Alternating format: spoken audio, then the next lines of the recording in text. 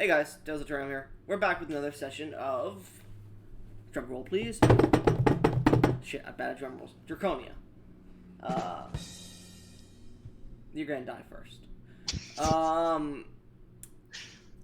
Yeah, we're back with the party. Oh, it's been 30 minutes since we were supposed to start. Oh. Yeah. Oopsie doopsie. Chiron. You know who we're here with. Mr. Moros. Mr. Hello. Iotis. Oh, sorry, Mr. Mrs. Moros. Moros, sorry. Hey, You're damn right. Mr. Gesh. Hello. And big old dick swinging Okran. howdy, howdy. Woo! Man, Thielen, I can't believe you almost died in our last side session. I know, but What happened? No. What the fuck? Don't make me I- regret not showing up. You should. I kicked the girl in the clam and split her in half. Anyways. Mhm. So, we're here with Draconia. Oh, we should check if the bot works. Well, that's probably a good Oh, thing. please, God, have mercy on our bot. Who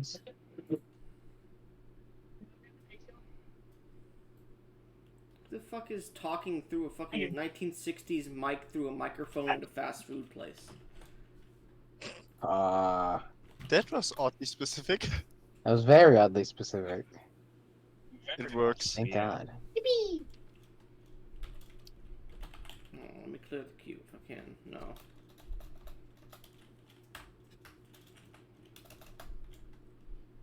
Slash repeat queue. There we go. So, last time on Draconia, the party, awakening, began to make their way a little bit more westward before being drawn off course by Gesh and Okran. They encountered a Babayaga, a powerful hag in the forests of the northern western reaches of the wilds of Draconia. During which, I'm trying to do the Star Wars voice, I can't do it. Star Wars Clone Wars voice. During which, they managed... Fuck you guys. They managed to fucking beat her in combat in one turn. Not through damage. They dealt like 3 damage to her. But they managed to completely incapacitate her with chains. Additionally, a little side note. The Fafnir game I ran, they fucking one-shot my boss. Yeah. Anyways, back to it. We do a little trolling. After defeating the Babayaga, the party ransacked her hoard, and through some various means of transmuting her body and looking like a sexy-ass woman or man, she managed to escape after they tried to kill her. The party then began to, freed a light spirit named Lumia. Began to walk towards the tree that sat within the center of this glade. And that's where we end this session. At the beginning of this session, as we peer down upon the beautiful floating island of Draconia, the winds in these winter months blowing heavily. A year until the next solstice comes. Well, until the celestial solstice comes. The island floats above the area of Marstethens, the wastes south of Turam. As dragons fly in the morning sun, we find ourselves pushing into this glade. As you all begin to approach the tree, climbing up its roots, Okran, Iotis, you watch as both... Yes. Wait, no, both of you are there, sorry. Okran, you watch as Iotis, Gesh, and Lady Moros all immediately fall down. Water pours out of their orifices, and then they shake for a bit, having a seizure. And you're like, what the fuck? And then they immediately just all stand back up and act like nothing happened. What the fuck was that? Don't worry about it. Morris See, I'm getting 2 different responses here. just got something that might be very... You don't know about that shit. I was there when he asked. You were away, but Moros was the one who received it. Silly goose. You know Moros got something, but you don't know what he got. So, Morris got something that might or that may or may not be worrying. From the laugh, I will guess it is worrying. From the way she's laughing, I can tell it's very worrying. her Don't tits worry. Her tits jiggle while she laughs. Don't worry, companions. It's all That's gonna be the least- fine. Given the It's evil all laughter, I am going to be worry. fine. It's going to be fine. There's no need to worry. I can't suggest it. I'm just kidding. Are you lying? The fact Yes and no. Yoda, she's lying, but she's not lying. the fact Right. that Well, if it's a half truth, I this- can't tell. Well, no, you could tell half truths are partial lies. Oh, alright. the fact that you use this sequence of words is the least worrying, the most worrying thing you could say. You are all so worrisome. And to think I was going to use my gift to give a boon to all of you. I guess not. Boom. Boon. Hey, Who knows? Who I didn't even- knows? what you got? I mean, you are purposely withholding information from I am purposely withholding it. It's called dramatic effect, Okran. Have you ever heard about making an entrance and impact? Of course not. You're a turtle. Of course I have. I've studied history. Of course. You think It's you're fine. the first person to think of that? Uh, I'm not the Half of- first person half of thinking them that. tried Obviously, I'm doing just the it, best but- one who does it, Okran. You silly man. I'm I'm realizing sure I may have made a mistake when I told you what the item does, because I'm looking at my notes here now. I'll allow it, but it was supposed to be. I'll text you what it was supposed to be. Okay. In technicality, because I don't think what you can say actually works here. Oh. So continue to talk and roleplay, but I'll send it to you the stipulations that were upon it. I'm Oh, sure but- Moros has a good reason for withholding the information from us. But the wish I ran by you will still work, right? No, because it's not a wish spell. Oh, okay. You guys Um, kept saying it's a wish spell. It's not, and I just realized, oh shit, what I said, that's not a wish spell. Give me a second, and I have to type it to you what's going on. Keep roleplaying. Well, whatever. It'll either come to bite us in the ass, or he will actually use it to help us. I hope that whatever Moros got, she will use it to properly help the party.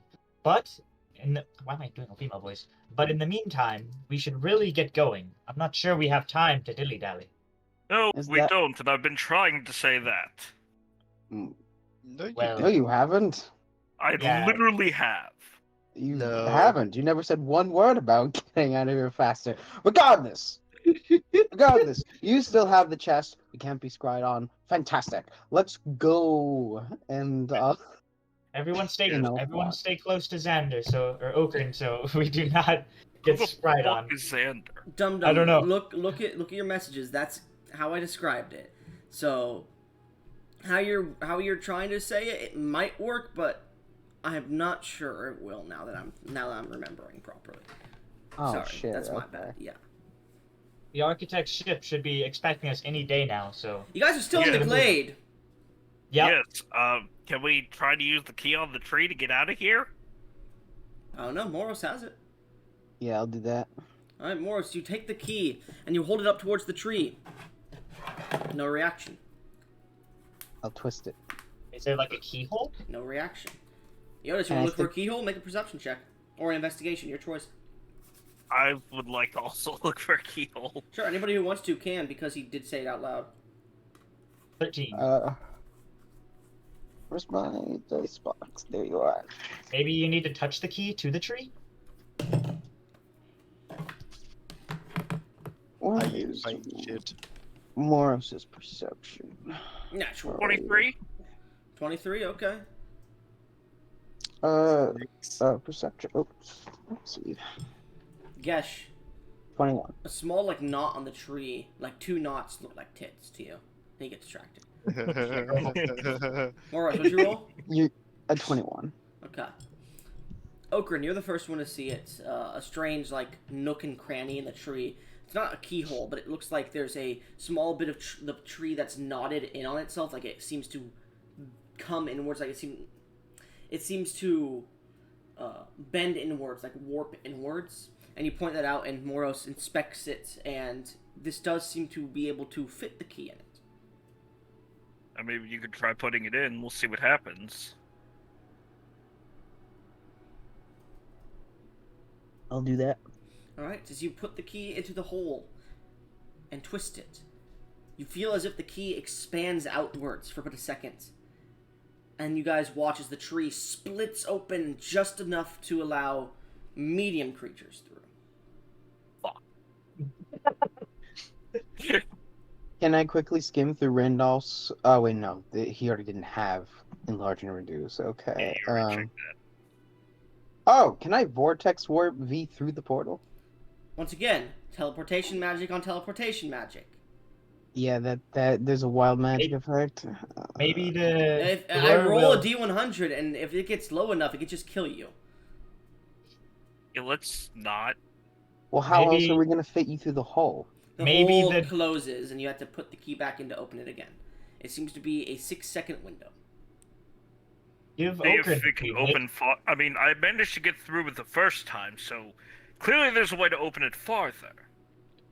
It Hey, might... hold on. Try pumping a bit more magic into it. No, hold on.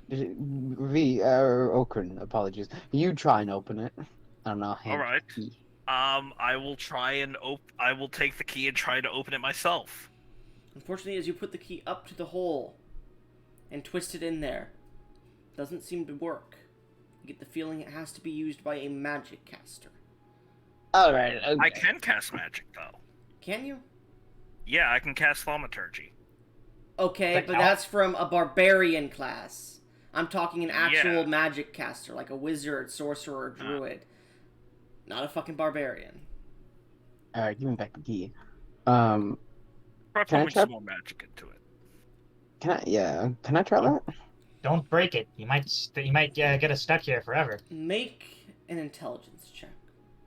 Straight I mean, that attack intelligence, seemed got it? pretty strong. I think it would be able to... Actually, this Uh, should be a spellcasting check. This should be a spellcasting check. You're right. Not just So like a spell attack? No, a spellcasting check.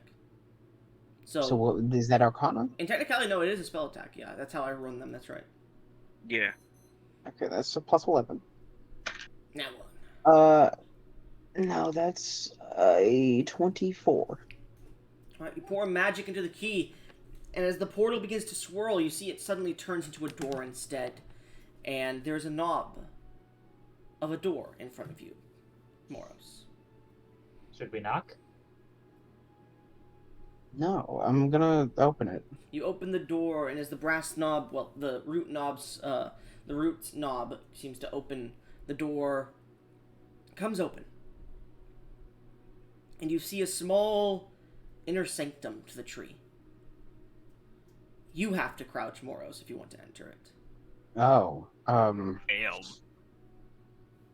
hold on, there's something inside the tree. I'll take the key with me so I can get back out, but if it closes behind me, I'm not sure. Yes, well, do not take too long. Our time is limited, and frankly, I would like to get out of here.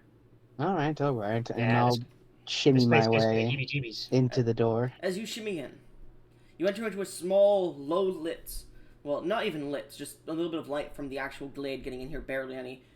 Inside of the tree, you can see the rings of the tree on the ground. You can see there is a central pillar that seems to shoot up in the center of the tree here, like in the center of the rings.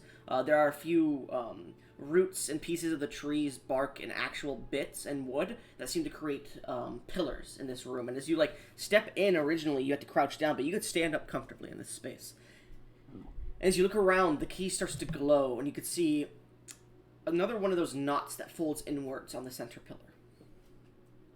And it's glowing green as well.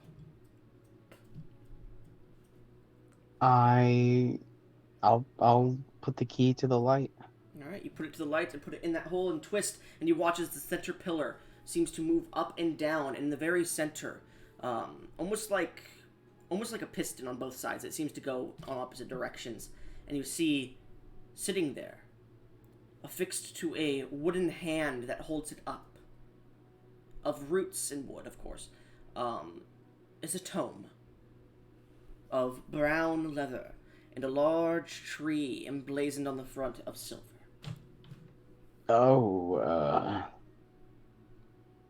well, okay, I'm not gonna open this without fucking identifying it. I'm gonna cast a first level identify. Okay, so the rest of you, I'd say it's been about 3 minutes since he entered, and the door's still open, but you can't really see in there because it folds closely together. Can someone check on him? Yeah, give me a second. Yes, you can't fit in there with your muscle mass. Yeah. I Like, think you I'm get the one only one. arm in, and you're like, guys, my arm's stuck. My arm's stuck. Like, Gesh is now blocking the entryway because his arm is stuck. I'm gonna pull him out of there. Make an athletics check. That's a negative. Left or right arm, Gesh? Oh god. Oh no! Does this matter? It does. Your arm might get It's ripped me. off, Gish. It is the right arm. Okay. What'd you roll, V? Yes. I'm double checking to make sure I don't have advantage here. You don't. Unless you want to Okay, rage. good. No, Do not no, rage. no. Do not rage. 18. 18. He's stuck in there, and unfortunately you can't get him out. But you do watch as your roots are seemingly, or vines and roots on your turtle shell are starting to reach down towards the roots of the big tree that you're standing upon. Oh no. Uh, If you don't mind, I'm going to. Oh crap! I can't speak to plants still. We're gonna hope that this doesn't do anything bad. Yeah, question. Does any of you have something like butter or something? Yes, that like might- it's not like you put your arm in there and your muscles like relaxed for a second, but now they're stuck on the other side, and you can feel your veins are pumping hard, like when you get that when the doctor puts the thing around your arm to test your blood pressure. It's pumping hard, and you can feel your arm is getting hot on the other side. Oh no! So your blood flow is being restricted. Okay, please get me the Moros. Alright, Moros, alright. no, my arm. we need to put him out. Gish. Can I try pulling him out? Moros. For the... Yeah. Yeah, you can make an athletics check. This one's going to be a harder DC to pull him out, though, because we already had somebody make a check. Well, can have Xander help me? Unfortunately, he already made the check. I'll give you advantage because he's trying to pull him out. Not Doesn't matter that 20. Okay, let's see what you roll. In Well, total. hold on. Roll another What's one. your total? If you get another nat 20, Oh, yeah, something yeah, yeah. cool may happen. Yeah, roll again, because if you get another down 20, something cool. Okay. Okay. 27? Yep. Okay. Not 20 for 27. So.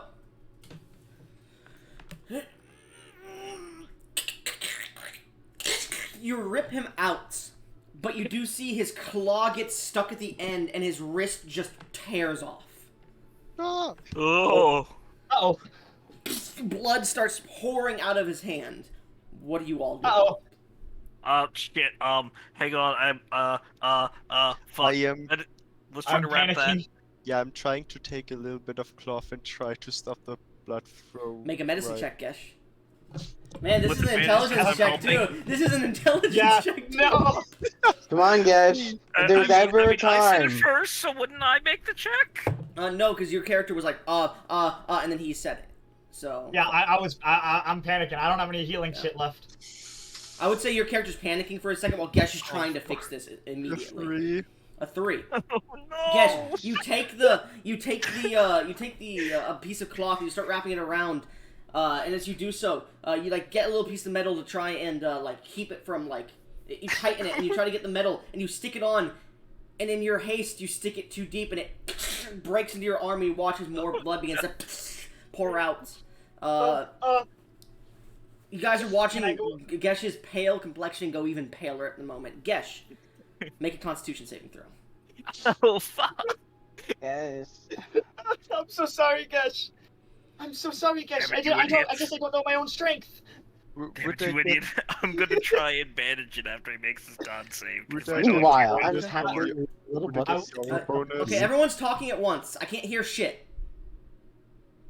Gesh, what did you fucking roll? 15. 15. Gesh passes out. Okrin, what are you doing? I'm gonna try and wrap it up now that he's unconscious. Make a medicine check. You would have had advantage if you rolled high enough. 13. 13. You managed to wrap up the wound, but it is still bleeding heavily underneath. You'll definitely need to keep changing the wrap. Yeah. Can I go over to the door and try to get Gesh's severed hand out? Unfortunately, it is not. It's too deep in there, and because of your wings and wingspan and your back size, because of that, you can't fit in either. Right. So as you're like reaching in, you're like trying to grab it. It's on the ground inside. It's like moving, like. Moros, you're like grabbing the book. You're like, what is this? And you hear. Ah! And you look back, and the hand is just bouncing around. Not an unfamiliar sound. Anyways, you go back and you continue to look into this book. Damn it, Moros. Moros, your mind is pulled once again into the door, the large door before you, and you take out the ethereal lockpicks you have. You begin to pick the lock and the seal that exists on it. You begin to place the patterns in the correct position. The large double doors before you eventually open up, and you see before you a library. Oh, wonderful. As you walk in, you see many people going around to different books, trying to identify what it is they're looking at. And you can see spectral forms, real forms. You can see librarian curators here who are going more in depth to items with individuals who you get the feeling are casting legend lore. As you eventually come to a bookcase, and you see a similar tome to the one you have, and it's glowing. As you pull it off and take it, you begin to search through it. This is the Book of the Glade. The Book of the Glade. It acts as a demiplane. Once per day, you may freely enter or leave the demiplane. Once per day, you can only do one. You and up to 8 willing creatures. Sorry. I am up to 8 willing creatures. Enter or leave. While attuned, sorry, it's an attunement item. While attuned to the book, once per day, you and up to 8 willing creatures may enter or leave the demiplane. Once per day, but it recharges at a long rest. Doesn't matter. We'll get to that in a second. Unwilling creatures that you try to force into the demiplane must make a charisma saving throw against your spell save DC. See, throw against my spell save DC. Additionally, you may shift and change the glade's weather and ecosystem to a certain extent, as long as you're attuned to the book.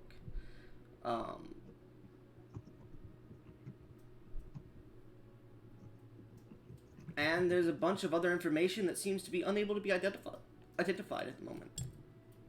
But you know it's there, which means you know it's not a curse. It just means your identify spell probably can't identify this stuff. At its current base, level 1. Okay. Yeah. You get the feeling this is more probably the rest of the stuff may also be, some of it may be legend lore based, so you may not just be able to do those yet either. Okay. I will grab the book. Okay. Now let me check my attunement slots. I believe I'm actually not attuned to. Oh, sorry. It also acts as a spellcasting a +2 spellcasting focus. Oh, okay. And additionally, it recharges that use on a long rest. Okay. This use recharges on a long rest. When exiting the demiplane, you exit back to exactly where you entered it. When exiting the demiplane, you exit at the exact point of where you entered it. Okay. Additionally, it acts as a spellcasting focus for wizards, druids, and I believe it is not sorcerers, wizards and druids. It has to be a wizard or druid that attunes to it, and it can act as a spell book if you want it to. Yeah. I'll put it in loot in a second, but I'm taking it. I'm the only one who can use it. And I'm pretty sure this is our key to get out of here, so I will take it. Mhm. Um. By the way, legendary item. Oh yeah, yeah. Of course, legendary item. Yeah, why can't you? Legend. There we go. Okay. I'll take the book. Apologies. Do I get to see? Its actual name is Babayaga's Book of the Glade, but it'll change once you actually attune to it specifically. Okay. Yeah, that's why it's called Book of the Glade. Do I get the sense that this library is also part of the glade? Will I get to be able to return here? This is how I've done the identify spell multiple times. Oh, okay. Yeah. Yeah. Apologies. Man, you're young. I'll take the book, walk, and start to attune to it as I walk down, grab Gesh's severed hand. I assume I can grab it. Yeah. Take a little vial, kind of leak some of the blood in it, put a cork on it, put it in my coat pocket, and then shimmy my way out with the hand. Eventually, Moros does descend from the tree to the lower root section here of the platform covered in grass and dirt. Because the tree itself does have roots that come down, but it's not like just a cone of them. There are actual like plateaus of dirt, grass, and whatnot going up the root system. So there's like little platforms too. That's where like all the cages and shit were. As you descend down the root system, you see Gesh is on like 3 platforms down, as he seems to have had his hand bandaged up.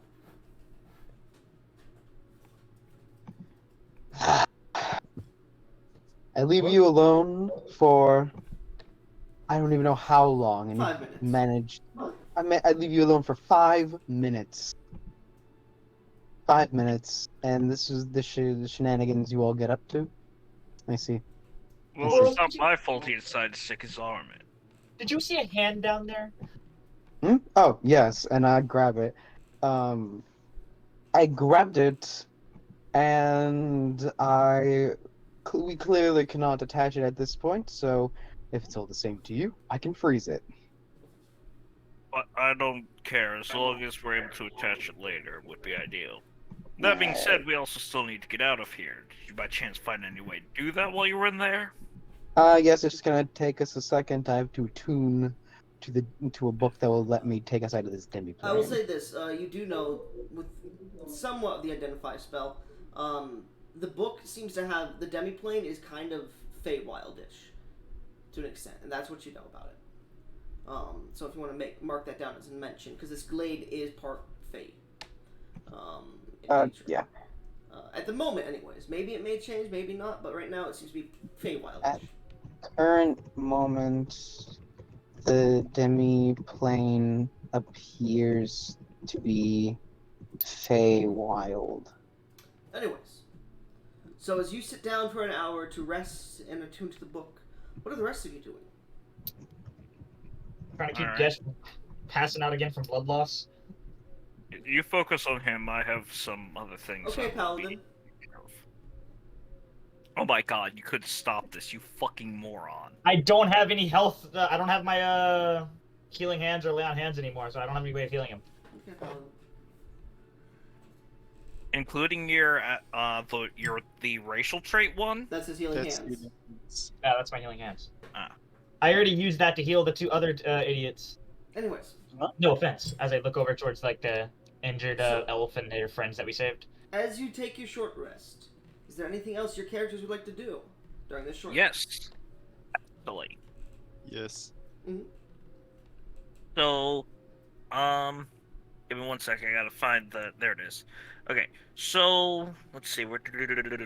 So Okrin is going to, take this hour to just meditate some, in order to go onto his back, since I recall he can do that, and kind of see what he himself can create. I mean, obviously I have these gods that can create things, but what can I do? As you jump back on, you could see the beginnings of a world starting to take shape. Mountains are being carved by civilization, by dwarven kind of individuals. But these ones are made of elemental form.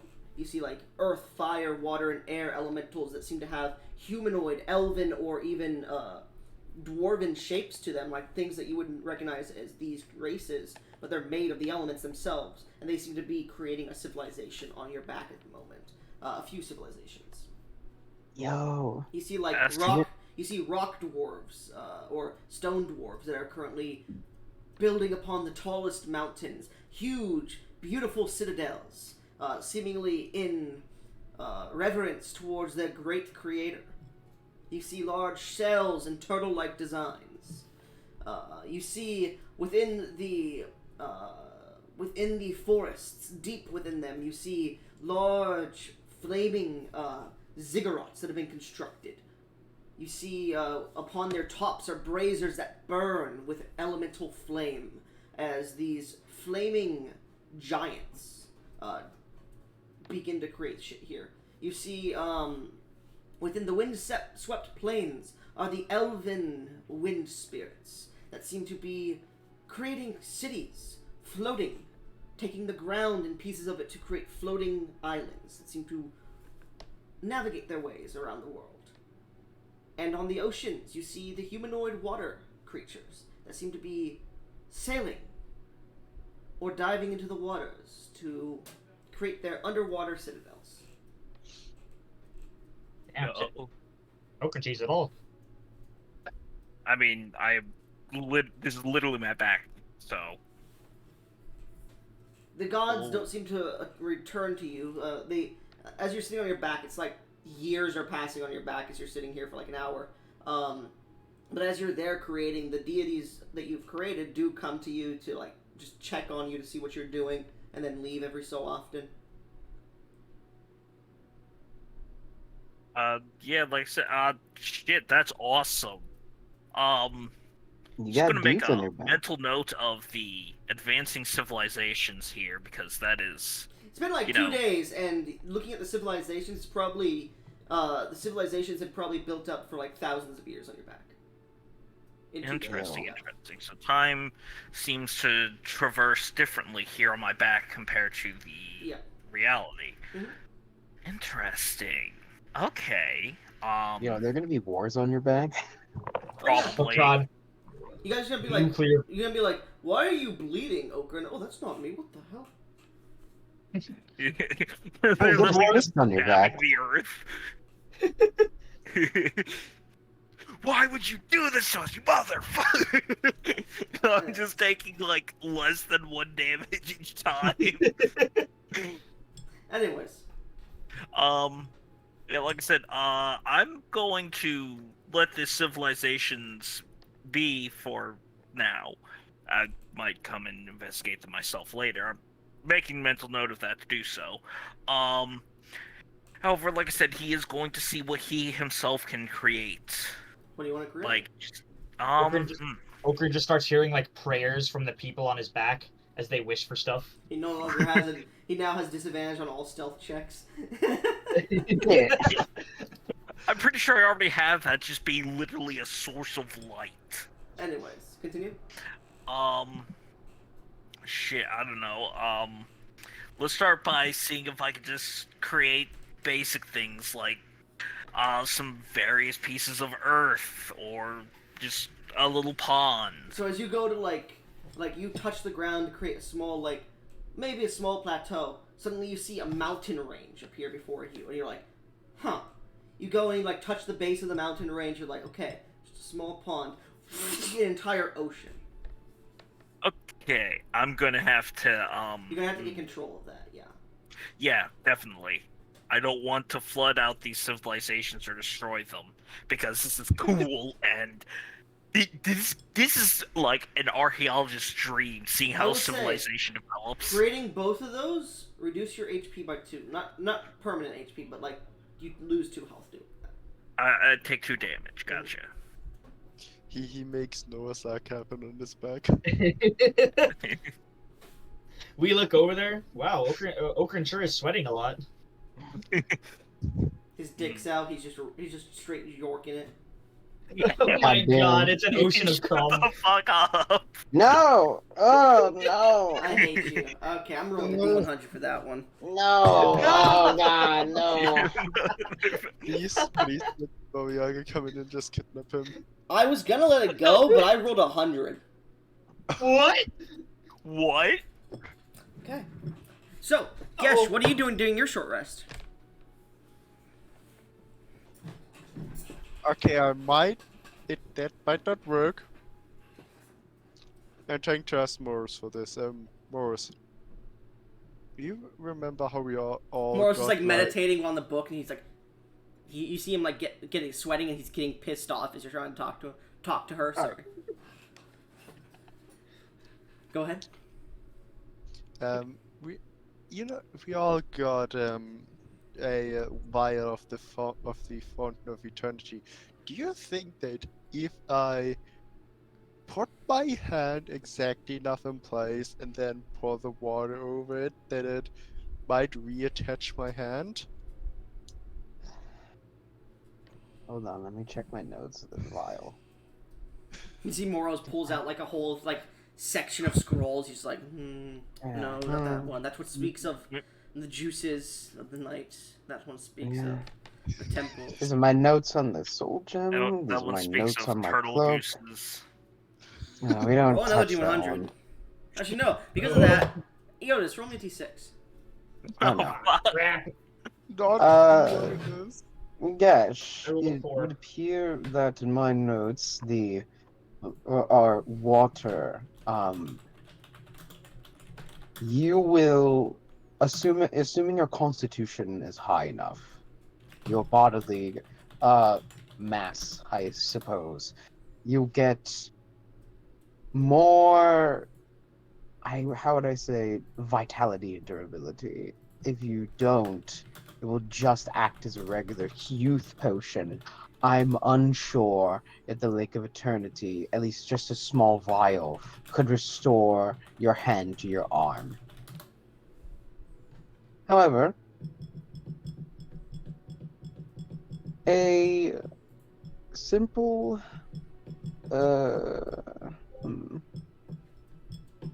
regeneration, of course, would work, but that would require us finding a cleric who is powerful enough to cast such. There are multiple ways to reattach your hand. At the current moment, I could attempt to stitch it back on, but you would not have full autonomous control over your hand, and that seems like a waste. Honestly, I would try the vial first. That seems like the safer option. Might If be a you wish- waste. I would only need help with positioning my hand correctly. Alright, I can take a small pause, I guess. Hand me your hand. You have it. Oh, yeah, give me your stump. I just stitched on my stump. I'll like carefully. As you unwrap the stump, blood starts to pour out. Gesh, make me con save.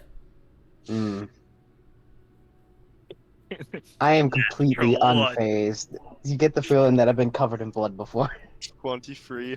Okay, you're fine. You managed to stay awake as you're bleeding out at the moment.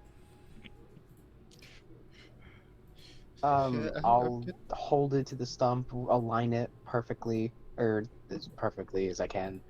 And be like, well, we don't have all day. I pull out the wine and just pour it over there. No, I would drink it. Should I drink it or should I pour it over Moros? Pour it over Moros would be funny. Can I make an insight check? No, you don't know. Alright. You might as well drink it. Okay, I will drink the potion. Okay. I mean... Oh, good. I don't know why you're talking. You're not here. He's So, not. Jesus fucking Christ. This is a scene between the two of them. Which is why I tried to backtrack and say, oh, never mind, I wouldn't be there. Good. So, sorry, I'm just getting calculator open here because you guys rolled a high encounter. Anyways, you pour it on the stump or drink it. Drink it. The wound seals over, but does not heal your stump back on. Shit! I think I picked the wrong choice. Well, we can always reattach it at a hospital, possibly. Your hand no, is like frozen. it completely seals over with skin. Yeah. And looking at it, you would need to cut the stump open again, and looking at it how it's been healed with the magic itself, it probably would cause it's gonna take a surgery to undo it, and then a surgery to put it back on. I wish I would have put it over. Yesh, what's your con? 26. Okay. What does it do, Basilius? If your con is above a 20, which it absolutely is, you get a permanent +1 HP per level of your character upon drinking the potion. Yeah. Okay. It's retroactive too. So you guys are level 10. Yep. Yeah. Mhm. You get 10 extra HP. Yesh. Okay. Anyways, Shit, Dad. I think that was the wrong choice. Well, there's nothing a little surgery can't fix. I'll just keep your hand in storage, I suppose. You don't mind. That's the only one who can keep it fresh. By the way, how long can my hand stay like this and still be reattachable? Well, I've frozen it, so its expectancy will extend. you swear you hear the sniffing of a green kobold in the distance, but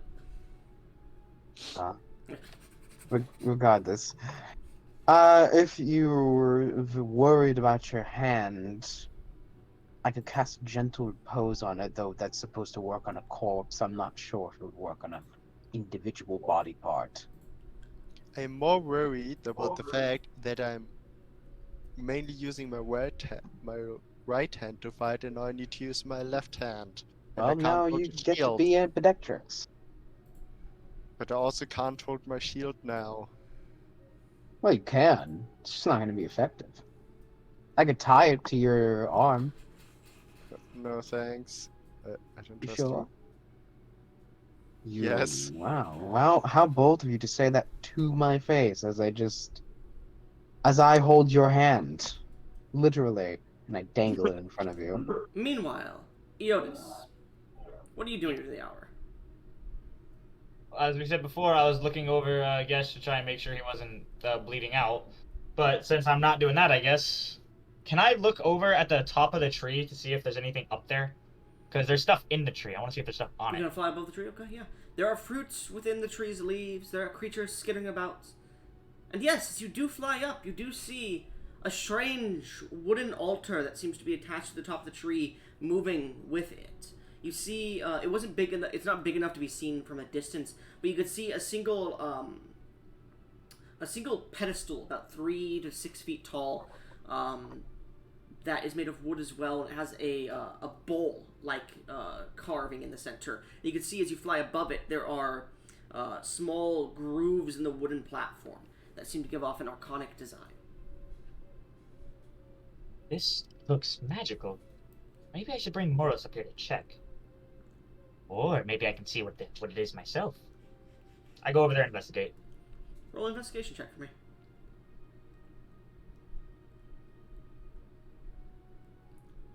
God damn it. Eotis. Not 1, so a 0. One. Eotis, as you're staring, this is beautifully made. Man, this is like, you can probably pour water in this and like use it as like a basin to get water, like washing your hands or drinking out of. It's probably what it's for. I am pretty thirsty. You do see liquid in it. it. I don't. It's It's a small You amount are at the bottom smart. of. It's a small amount at the bottom of the small bowl there. You Can I are roll it? smarter than this. I don't know if I am. I don't know if I'm that stupid. You To, see, you this can see is a the wood head- is stained with a little bit of like liquid, like water, that seems to have just poured out of it, down some of these grooves as well. Man, you're thirsty. Can I roll an intelligence check to see if I'm smart enough to know not to drink? You can make a survival check. Survival check. Natural Another one. nat one. Natural one. Why are you hoping for a Nine. natural 1, V? Funny. 9. 9. Usually it's not a good idea to drink stagnant water, but seeing as how this was brought up here and probably put in here, it might be safe. You're not sure. But, I mean, if you're thirsty enough, you could drink it if you want. You don't have to. I do still have a water skin. It's probably better not to risk any unknown diseases. I'll go ask Moros, see if what he knows.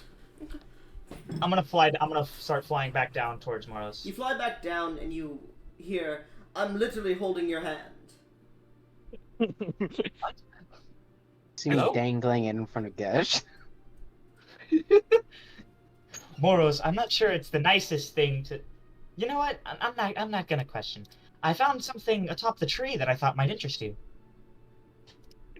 Interruption after interruption. Okay, let's see what you're talking about, because I'll like hold my arms out because I can't fly. You're going to interrupt the attunement. At this Am point, I? you've been here for 2 hours, guys. Yeah, and the attunement is interrupted each time you start doing something else. I grab him underneath the armpits and attempt to Fuck's try to sake. fly him up. Okay. You fly him up to the altar upon the top, the platform, the pedestal. And Morris, you immediately notice. Yeah. This is definitely a ritualistic dais. There is blood stained across it, and down the grooves, and in the center bowl, there is still a little bit left. Blood. It has been recently used. There are carved, marking arcane runes in it. And it seems to be more attuned to natural magic than it is arcane. Probably something the Babayaga uses and sacrifices rituals for if she doesn't use them in her soups. You know that these kind of hag-based daises can grant powers to individuals, but they require sacrifice and they use kind of curse-based magic. What do you say, Moros? Does that look Not- tasty or what? Lotus. Better if you use my hand. No, it's not. Oh my god. No, this is a hag-based ritual Ritual. device. I use device liberally. Might it have anything to do with that ritual dagger we found? Possibly, though we will probably not want to find out. But we can always come back here if we wish to. I need to finish tuning the book so we can get out of here. We have Does no Gish really idea. need 5 fingers?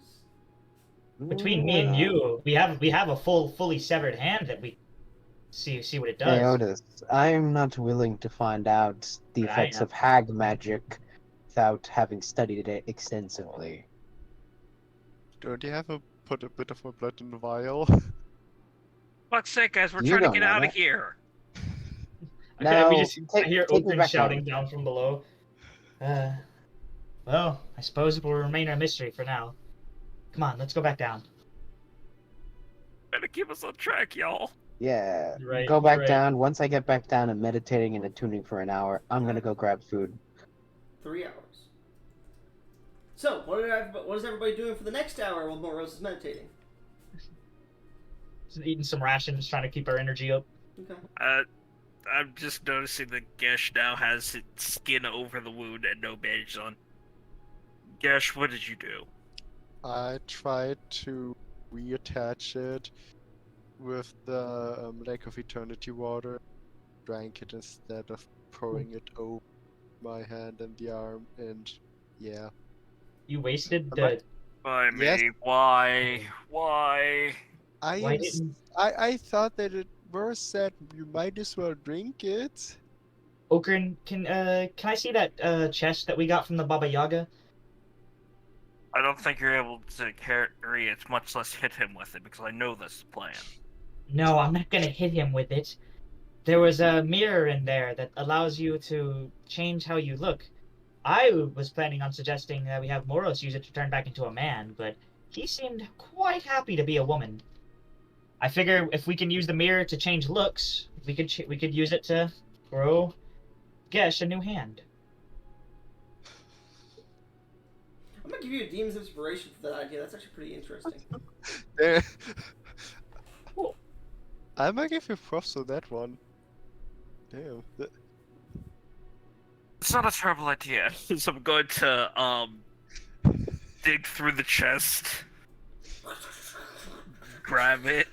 You get poked by like a needle. You're like, ah, fuck. You grab the mirror. Oh my god. This beautiful mirror with silver and platinum black lined lotus, golden and brass in nature, its reflective surface clear and beautiful, pristine, like a crystal clear lake. Now, just making absolutely sure. Gesh, if this doesn't work, are you going to use the mirror to change anything else about yourself?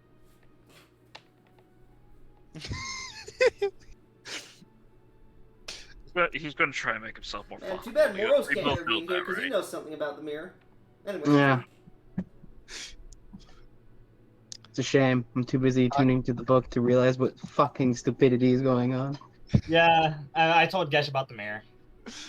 So Gesh, they hold the mirror to you. Do you take it?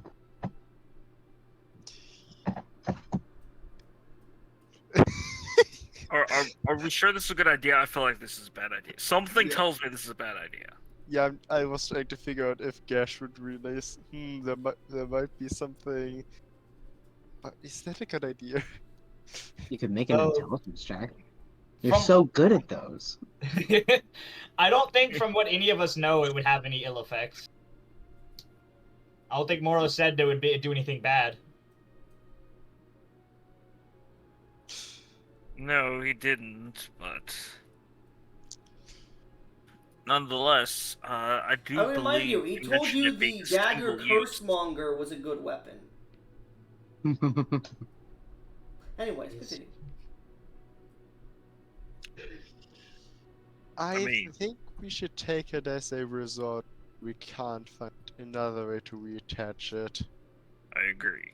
You guys do know Alright. that regeneration-based divine magic is a high-leveled magic with which barely anybody knows, just so you guys are aware.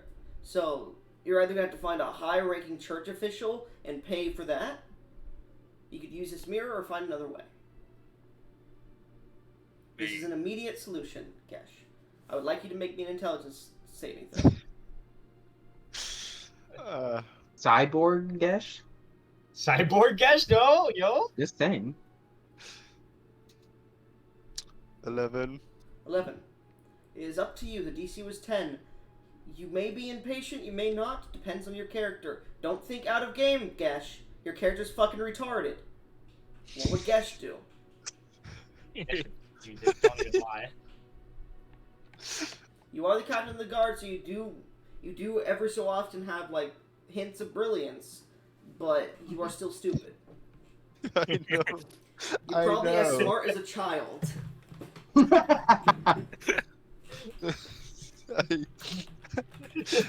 and that paired with my average wisdom. You would, Please, don't fuck us with this. do it. You know what you would he- do, Gesh. He would think, no, but Boris would probably scream at me for using this. I don't want to be annoyed with him even more. I mean, that's actually a logical conclusion as to why he wouldn't. A little too logical. Who are you? What have you done with Kate? Even a child can discern, that might anger the grown-ups. Anyway, so I'm assuming you're handing back Okrin the mirror and not using it, correct? Yeah. Alright. Alright, back in the chest it goes. So, as the third hour of you being here ends, and Moros finishes attuning to the book, she stands up and looks towards the group. Moros, they seem to be debating something before Gesh hands them back the mirror, and they put it back in the chest. Do Like- not tell me you're about to use the mirror for something as trivial as a hand. We were I mean, not. we were about to debating use it. the- Well, I was not only gonna use it for the hand, but effectively. It's a good thing you didn't use it, because it would shatter without using its other property. So we would have lost it. Alright. Let's see. By the way, Grub Killer is here to watch because he might join the game. He might join the game next week or the week after, but he's here to watch for right now. Something like that, yeah. All right. Those poor innocent grubs don't deserve You that. can come talk in every so often, but I would have you mute yourself. for a I little bit. will avoid to interrupt, yes. All right, thank you. Anyways, so as you put the mirror away, and Moros warns against using it without its other property first. Moros, you've attuned to the you have attuned to the Babayaga's Book of the Glade. Yeah. I miss him already. Is Is it now Morris's Book of the Glade? It is Moros's Book of the Glade. Hell yeah. Cool. Sorry, no, it is the Winter Sage's Book of the Glade. Oh, you got a whole epithet now. You're damn right. Now, I've always had this. You seem oddly defensive. Is it now actually a way to get out of this glade? Yes, it's a way to get out of the glade. Now, how many of us are there? Count. There's the elf, the two Seven. companions, V, Gesh, Bungo Bongus, and you, 7. As well as Yeah. Lumi, Ah. but So that's 8. yeah. The 8. Perfect. Are all 8 of you willing? Wait, did she say she was staying? I don't remember. Lumi No. said she could stay if she needed to, but She'd prefer to Yeah. get out of here. We're Yeah. all getting out of here. Apologies for the wait. There were some interruptions, but now we are ready to leave. Everyone around me. I hugged. Huddle I up. hugged Ogre's just Morris. gonna try and get close, but he can only get but so close. alright. Huddle up, huddle up. Alright. And I'll use an action to get us all out of here. So as you start to I- read, you're like, I think I know this word. Make me an intelligence check. Straight Damn it. intelligence. Oh, Okay. sorry, Arcana specifically. Oh, alright. Because you don't know the spell. Say easy, you You idiot. can use it. I'm not gonna say Because this is easy. technically the first time you've used this spell, I'm having you roll an Arcana check. Alright. Would you rather me roll this in chat? Yes, please. Please don't roll. Yo, can the What the- elf give me the help action? No. I'm trying to help him pronounce it. 26? You know, that's pretty good. I don't think it's 26. necessary. Yeah. You guys watch as roots seem to grow into an archway before you, and you feel yourselves sucked into it. Yeah. As you find yourselves toppling out into the house that the Baba Yaga was originally within.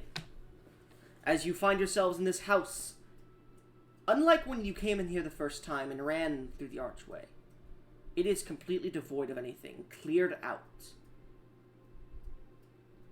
Alright, now can we keep moving, please? We genuinely don't have much time left. I've got to roll a d12. Okay. You guys got Right. here about 2 hours of travel, so 2 hours after sunrise. Well, 3 hours after sunrise. That would be 9. Okay. 9 years pass.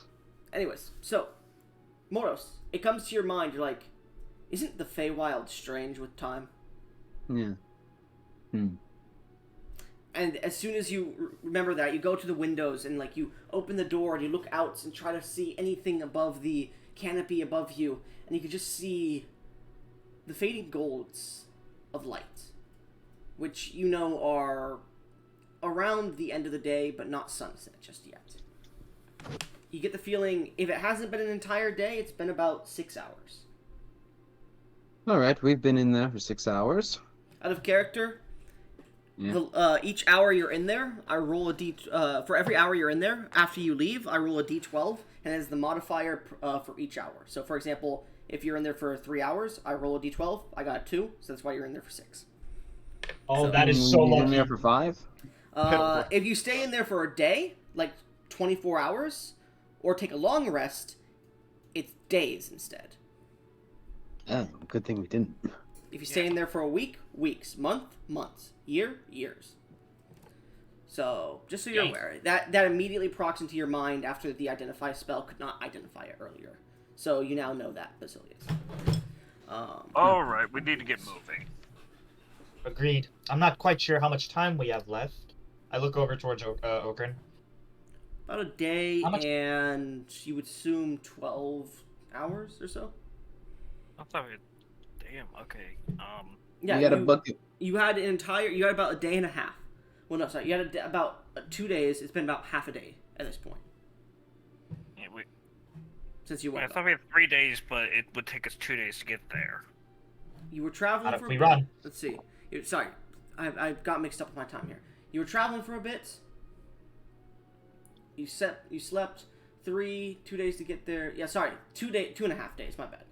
So you probably have half a day extra time, you assume. Alright, let's get moving before it gets too dark out. Agreed. I'm still a little iffy from that hag fight. So maybe we should take one last rest before trying to make a move on. the next 2 I days. think we should just get moving. We can rest when night comes. We genuinely don't have much time to spare. Besides, it'd be easier to take a rest when night falls, would it not? You guys know you have 3 hours of daylight left. We have to Alright. get moving. Agreed. Let's go. So, as you begin to rush through the forest, who is helming this expedition? I will. Make me... Because now that the hag is gone, you're not sure which directions you're facing. Because the forest was shifting and changing, and you didn't actually know directions. So, Okran, make me a survival check, please. Okay. Let's see. Survival. I believe that's a +8. Let me double check myself. Just be sure. Whoops. Past skills. There it is. Can I give him that help action? Because every now and then I'd be flying up and making sure we're still Sure, like, yeah, heading you're trying to straight. keep yourself on track to an extent. Yeah, I'll give you advantage, Okran. Oh no! That's a 13. 13 with advantage? With advantage. You guys start to get into a little bit of argument because you're like, no, left, we need to go left. And like you fly back up, you're like, we're going too far left, to the right now.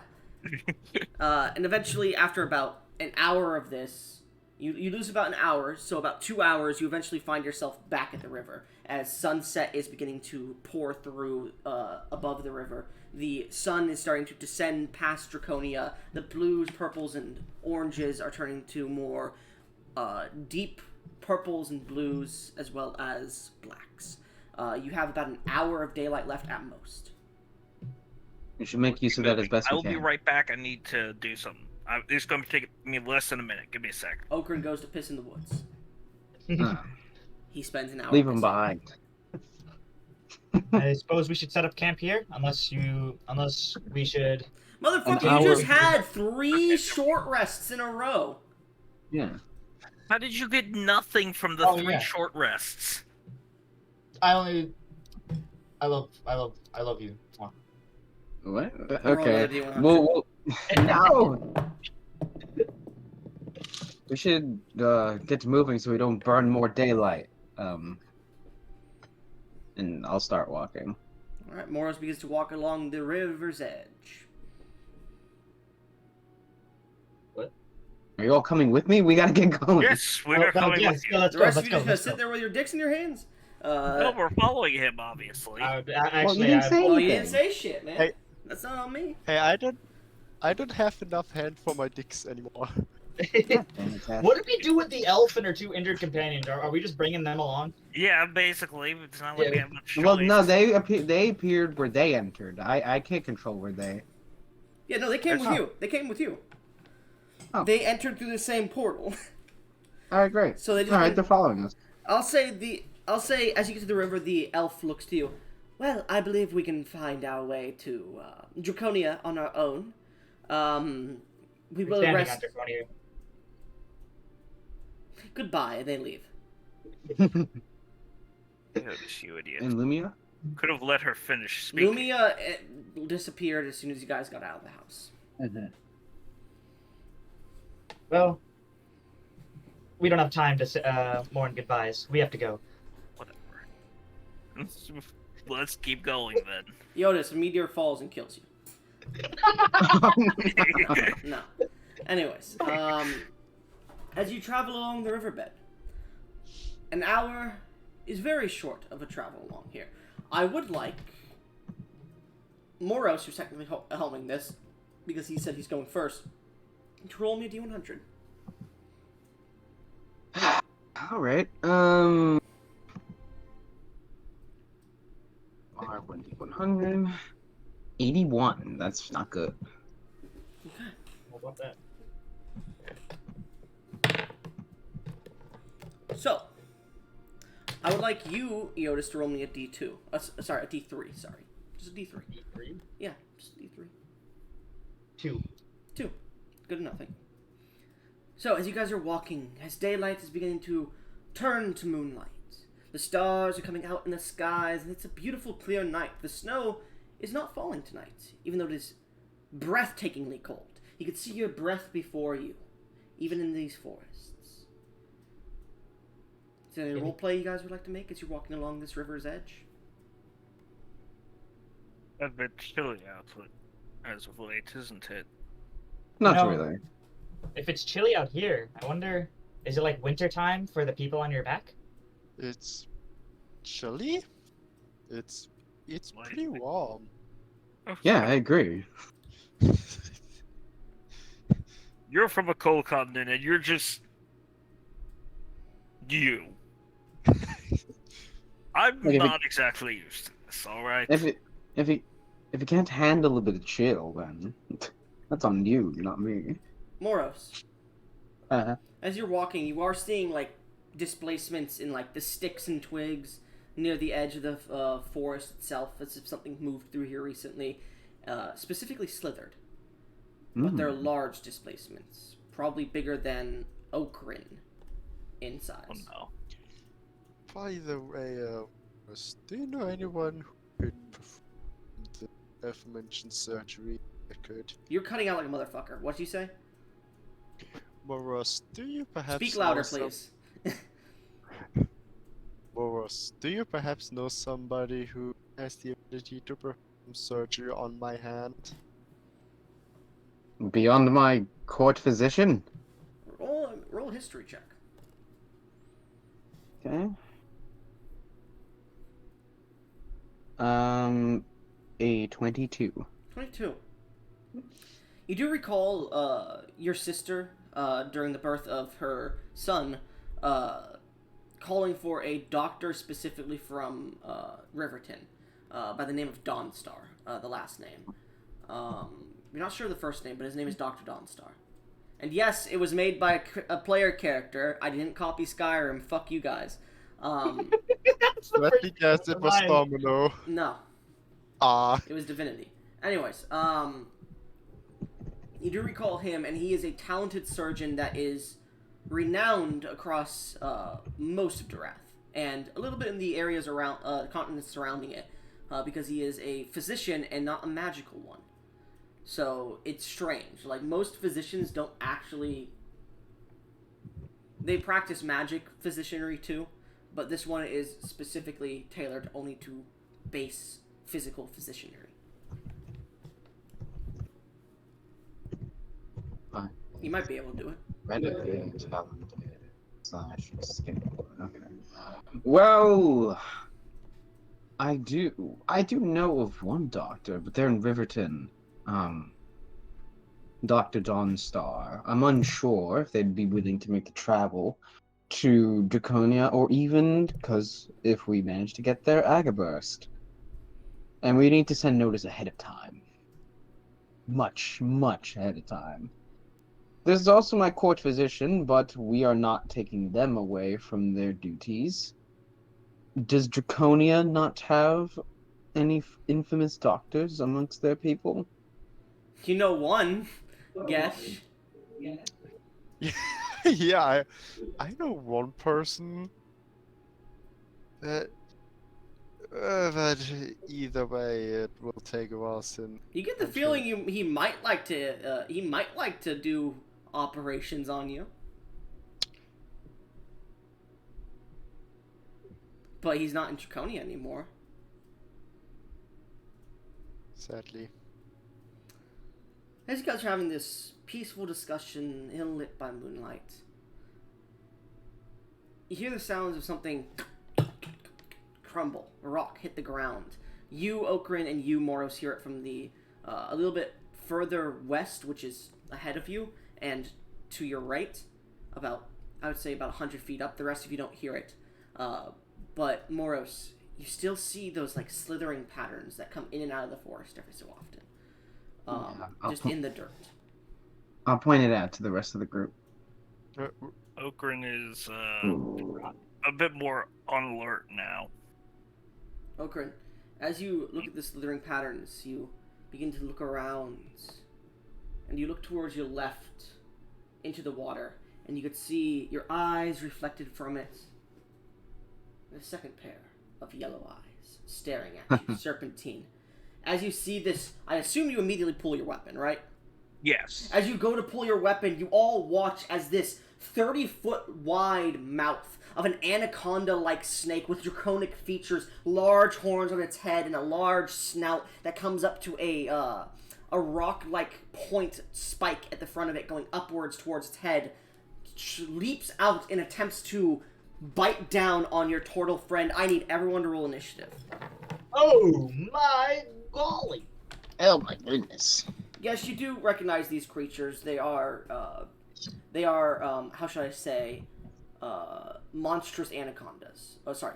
They're getting jumped! Yeah, monstrous draconic anacondas. They're very prevalent in the wilds here. Well, not prevalent. They are known about, but they are large creatures and they tend to eat a lot of ecosystem. They are usually hunted, Gesh, because they are ecosystem destroyers.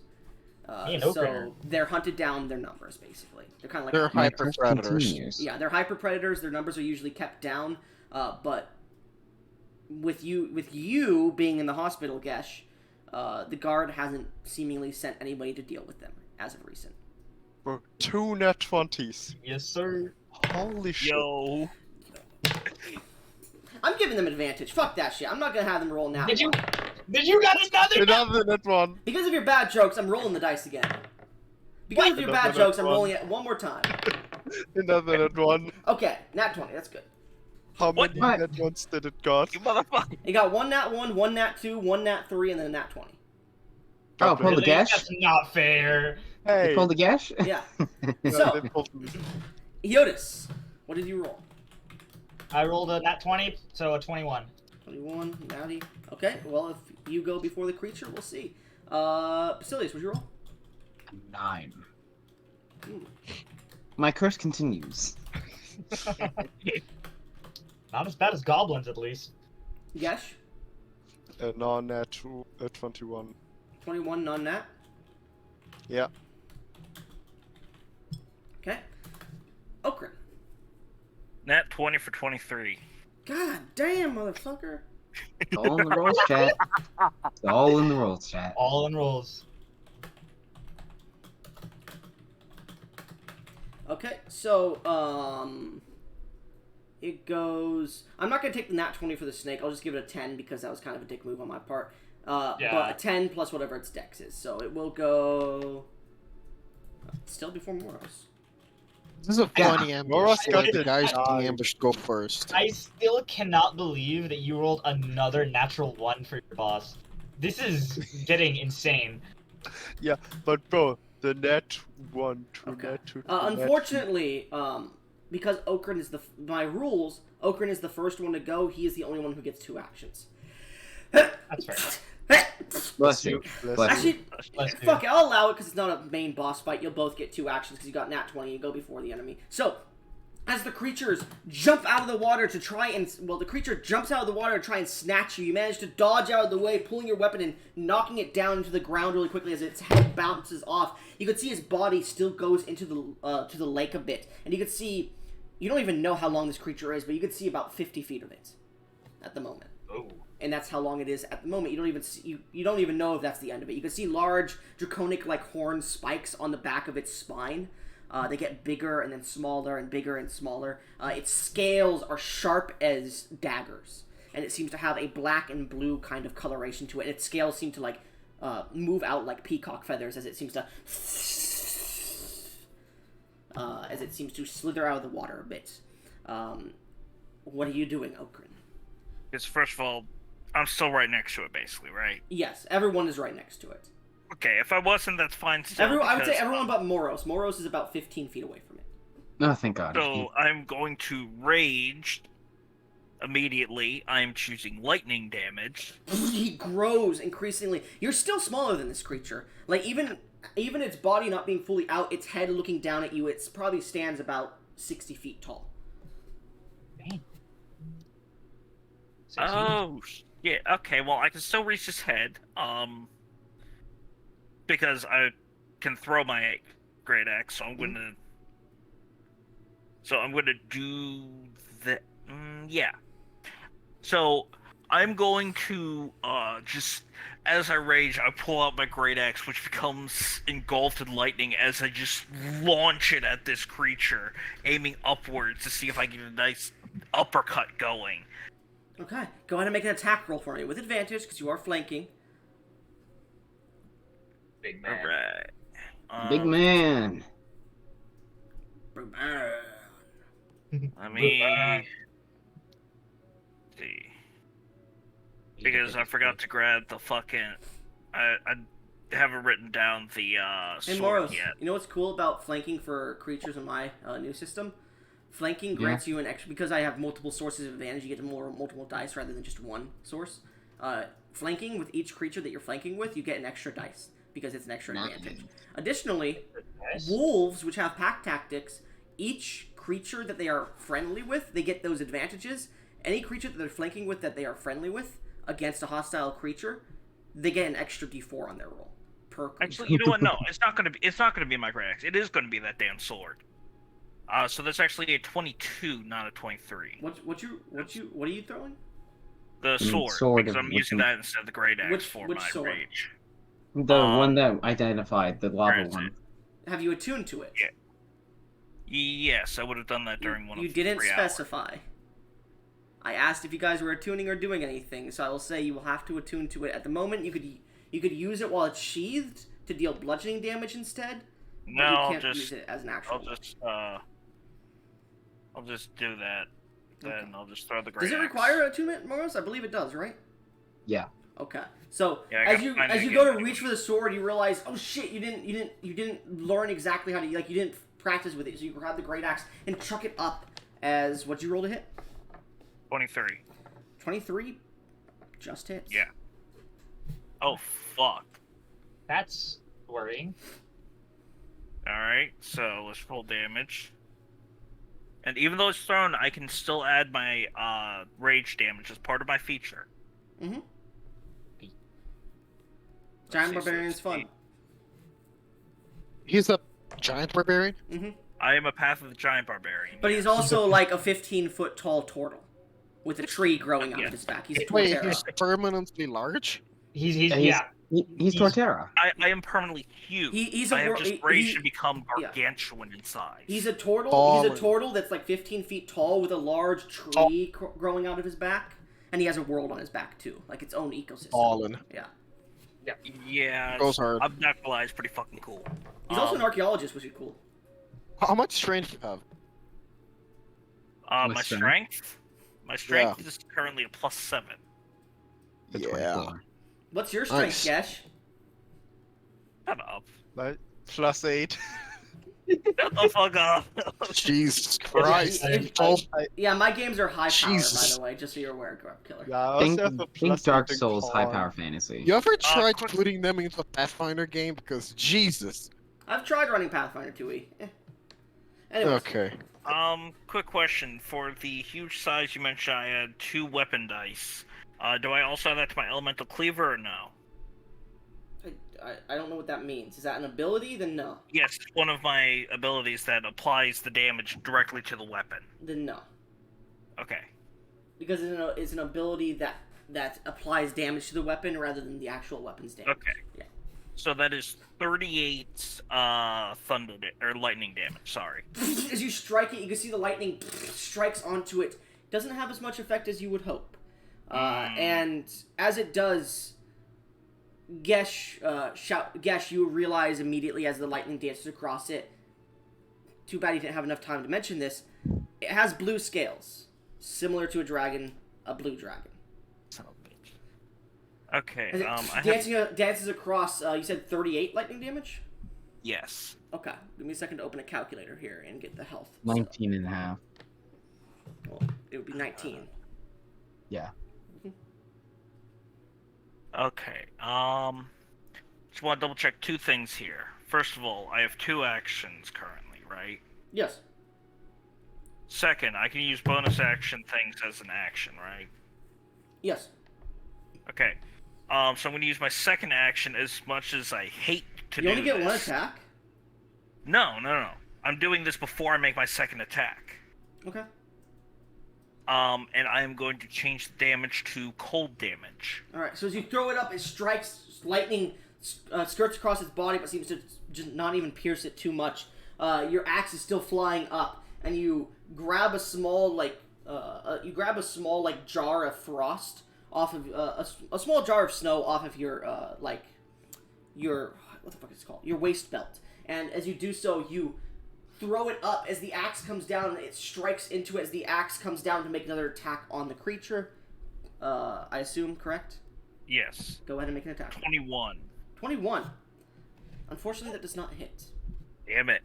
So as it comes striking down, the creature seems to slither out of the way just in time as you catch the axe, and it's now coated in this permafrost. Oh wait, I'm going to use one of my DM's inspirations to reroll that. Okay, never mind. It comes coming down, and roll again. 31. 31. It does hit the creature. As the creature would have moved out of the way, you have a string attached to it, and you just send the string going as it boomerangs into the creature's face, striking into it, dealing 6 plus 11. 36 cold damage. 36 cold damage. It seems to take the full brunt of that attack. As it strikes into the creature's face, the axe gets stuck, and you pull the string back to you as the axe returns to your hand, and you see the creature writhes around a bit. And it stares down at you. You can see venom dripping out of its teeth. It is not happy. Oh, shit. Nope. That's gonna hurt. Alright. Does that end your turn? Yes. Alright. You end your turn. Sound effects, by the way. What? Love the sound effects, by the way. Thank you. Eotis, you watch as Okrin sends 2 blows towards this creature at the top. From underneath, it uppercuts the creature up, and then as it comes down, it misses, but Okrin uses its string to strike it in the face, and the creature seems to reel from the blows. It's taken 2 heavy blows, but it seems to be still standing. Not bloodied yet. What are you doing? Alright. It seems the creature is not attacking just yet. Seemingly investigating the battlefield. Jesus Christ, Alright. why do you guys keep fucking typing? Soup was asking questions about the Book of the Glade. Do those things of shackles we have, were they shackles or chains of restraining? They were shackles. They were Shackles. shackles, but they're fixed to chains. Yes. Okay. We can't do that. They to would the not. sea. They would not fix this. They would not fix around this creature. Yeah, okay. I was just making sure to make it to write it down in my inventory. Alright, so as I see Okrin fighting this thing as it came at him, I would immediately lunge forward. What at him? As I see Okrin attacking this thing and it attacking him, I want to lunge forward, unsheath my rapier, and make a attack with it. Okay. So as it seems to dive down with its fangs towards Okrin, you take your rapier and you jump to strike directly at its eye. Go ahead and make an attack roll with advantage because you're flanking. Oh yeah. Your wings furl out and push you forth as you stab towards it. Wait, why did you have a D6? Oh wait, that's damage. Okay. 14. 14. You stab towards it. Wait. I'm gonna use the DM's inspiration to reroll Okay. that. Sure. Do I still get the advantage? Yeah. Yeah. You roll again, Okay. but you have to take the next 26. roll. 26. So you go to stab it and you slip on a bit of its blood, but as you slip, you watch as the rapier like goes up a little bit and actually, instead of piercing like in the scales underneath its eye, actually goes through the tear duct into its eye. Go ahead and roll damage. I'll count this as a crit just because it's cool. Oh shit. Yeah. Yo, Smite. Yeah, I was going to. Okay. I was gonna comment as my. Is as this a my magical blade- weapon, by the way? No, it's not. Okay. completely Don't normal do piercing damage. Yeah, imagine if we would have gotten a nat 20 on that. weapon. That would be insane. Don't do piercing damage. By the way, that wasn't a critical hit, but because it was a cool fucking scene, I'm gonna do a critical hit. Alright. Understandable. Damage. That's all you're doing And- with smite? No, that's the damage from the. As I said, the rapier. piercing No, damage you don't. doesn't You do ignore anything. the. Yeah. It's an all-natural was- weapon. So. My elemental damage from my elemental strike, Elemental strike? which I Oh, yeah, as a you're- bonus you're- action I yes. can activate it. So Well, you didn't I guess activate it's- it, unfortunately. yeah, I was about to say I guess I technically haven't activated. I'll say, it yet, yeah, never so mind. you stab it in the eye, but go ahead and roll your smite damage, please. And how many smites are you stacking? How many can I stack? You As said many as you want. Yeah, As many as as long I as you have the want. spell slot. Yeah, it's just each one can't, like, each smite can't stack up above 5d8. So The you could total amount of dice can, Yeah. but not for So individual you can have like smites. 80d8 damage, but each smite, so like a 5th level smite, would only be 5d8. It wouldn't be like 68 or 70. all right. I see now. Okay, I guess I'll use 2 third levels and 2 second levels. Okay, that's gonna be 4, 4, and 2 second levels. You said. Yep. And 14. 3, 3. So 14. 10. Well, no, that's 3. Yeah, 14. You're right. Yeah, 14d8, please. And we're gonna double this 14d8. shit. Do All some nat damage. ones. 77. That would be insanely funny. 144. 70. God damn. So as you stab it in the eye, it seems like the rapier doesn't actually get in. It gets underneath the eye, and the creature seems to start going haywire as you watch as your friend, your Ozmir friend, is pushed onto its face, and it starts to rush through the trees. Its 200-foot-long serpentine body starts to move the trees, slamming your friend into trees as it's trying to knock him off. As your friend's trying to focus for a second, he seems to release a burst of radiant energy that bursts the creature's head, exploding it. As the creature falls onto the ground, the freight train seems to coat you in just serpentine blood at the moment. Because you killed it, Eotis, I do need you to make me a Constitution saving throw. Because you didn't make a ranged attack, unlike your friend here, Yeah. Okrin. Alright. Okrin, really because you made a ranged attack, you didn't get this effect. Oh fuck. I really hope that for once I could use my actual subclass ability for the first time. I rolled a 23. Are you immune to poison? I don't think so. Yeah, you should be. You're a paladin. No, No, paladins don't they're- get- Yeah. Yeah. Not Oh, in my they They games. only get it to disease. They only Yeah, get I'm immune to disease, not poison, so I Yeah, wouldn't because be you immune. you got purified rather than returned back to normal in the glade. That's right.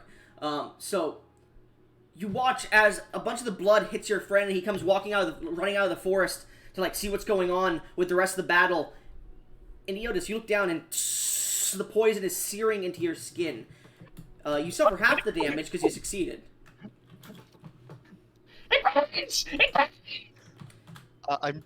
Can I try to like get the poison off? Hold on, we're not done with combat.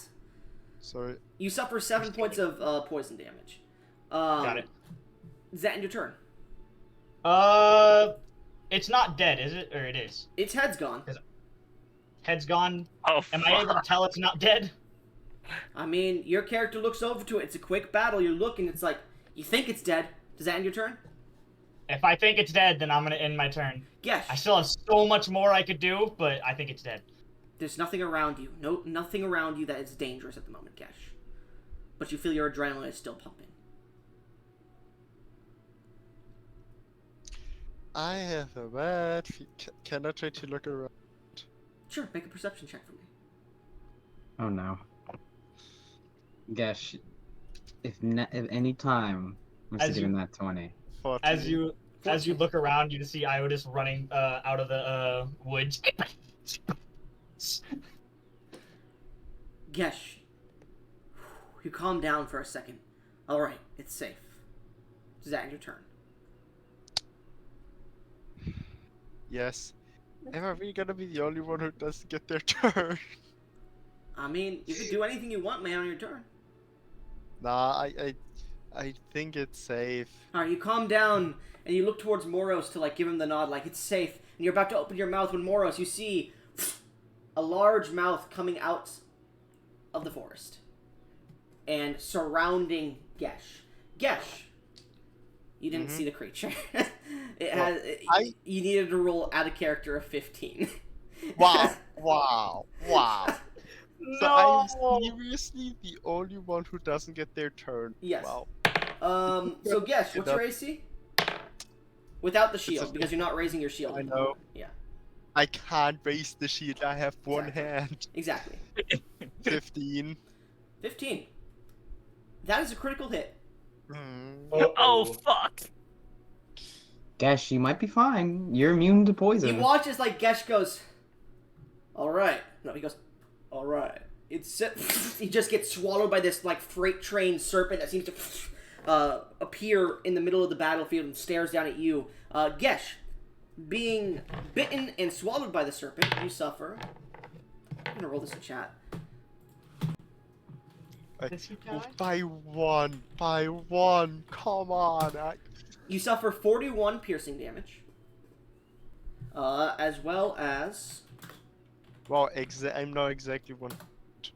6 poison damage. Make a con save. Make it 0. Make a con save.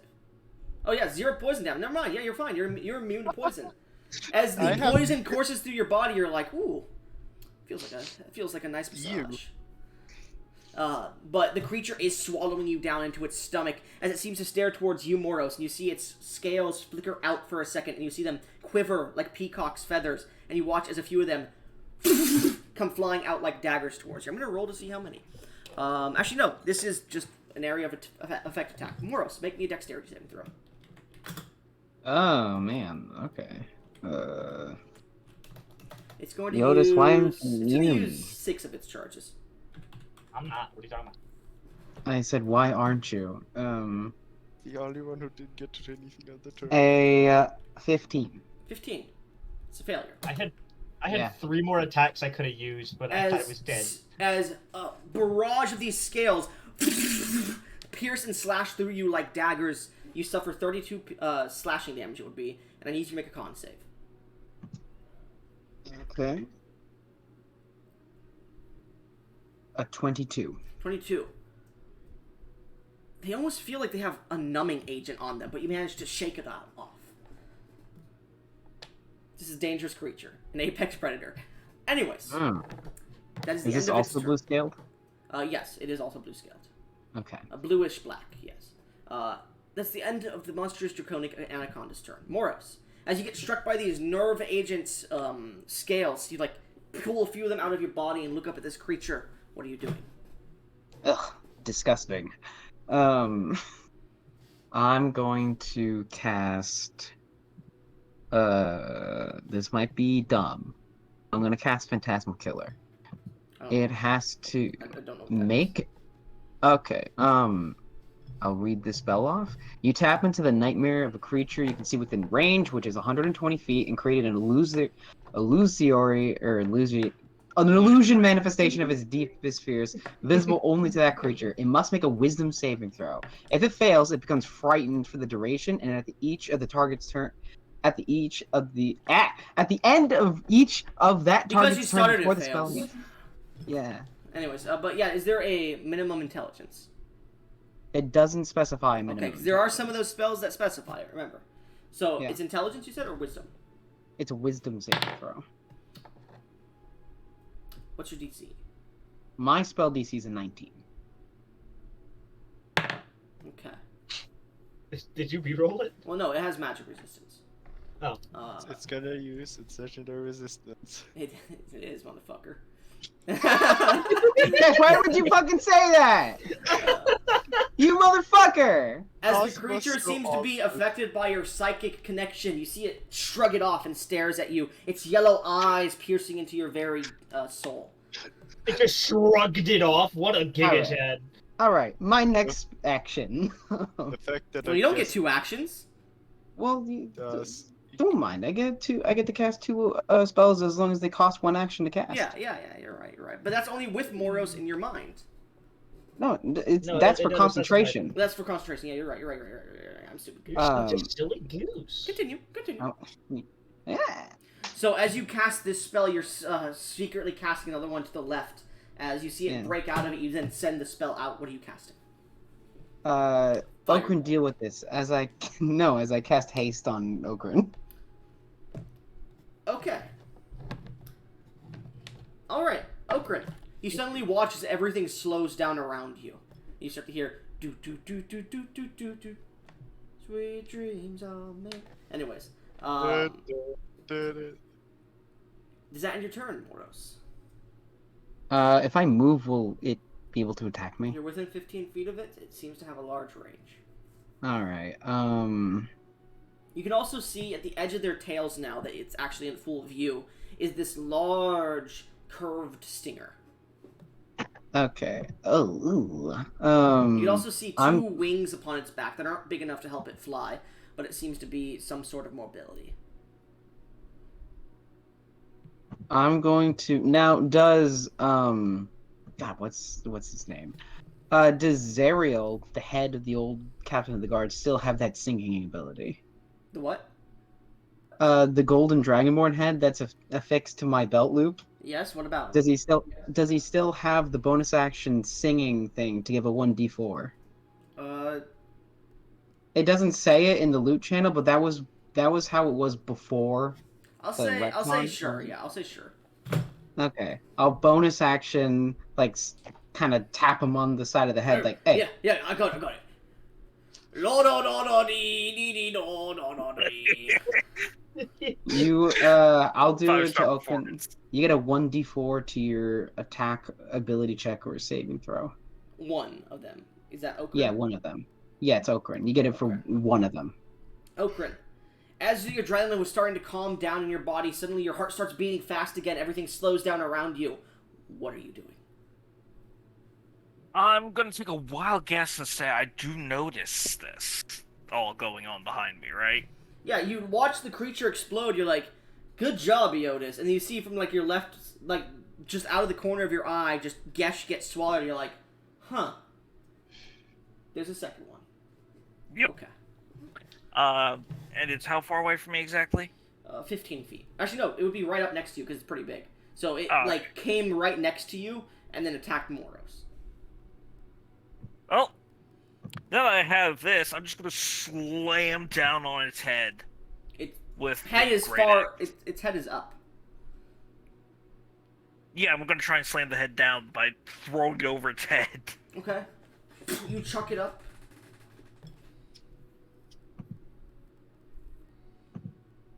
Make attack roll. I am. Okay. It's You have a 21. 1d4 you can add.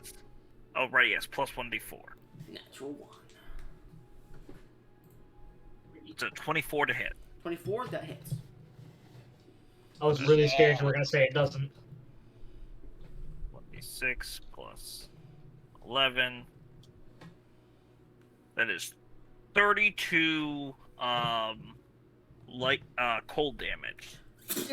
As the axe goes up, the creature looks back towards you and just starts to snarl as it seems to not care about Moros for a minute because Moros hasn't done shit to it. It seems to stare towards you, and as it starts to get ready to leap towards you, your axe embeds itself just above its right eye, and it seems to pull back for a second as you pull the axe with your string out of it. Go ahead and make an attack roll. That's a 30. Its right eye comes out. It seems to come out, but it doesn't come with the axe. It seems to be forced out, so pried out, and you can see the large connecting, what are those called? The connectors of the eye in the back? The flesh? The optical nerve. Yeah, the optical nerve comes out, and it's just swinging like a grandfather cock, like a grandfather cock. Grandfather's cock. As it takes 43 more cold damage. Okay. It's still standing. And then, you know what? Let's see if we can, make it bounce around in that skull a little as I'm going to toss it back up I'll there. say because you're in that, these wounds are, It is a pretty big creature. Eotis. And you Yep. need to make dexterity saving throws not to be hit by the blood, I'll say. Just because it is, Right. you guys are, like, right next to it, even if you are using ranged attacks. Saving throws? Yeah, just dex saving throws. Sucker save. It doesn't matter. Okay. 21. You don't 21. get the +4. Eotis. 9. You, like, come out, you're like, okay, there's another one. Ah! You suffer 19. You suffer 19 poison damage. Hey, I'm on 69 health. Hey. Hey! Anyways, as you pull out, you dealt that damage. You have another action because you're fucking hasted. Yeah, hence why I'm going to see if I can make it bounce around that skull a little as I'm going to throw it back up there. As you pull it back, you actually swing it above your head like you're swinging an anchor on a rope, and you throw it back up. Oh, throw it back. Throw it back. 31. It slams into and cuts the optic nerve and slams into the actual eye socket. Go ahead and roll damage as it embeds itself deep into the creature's skull.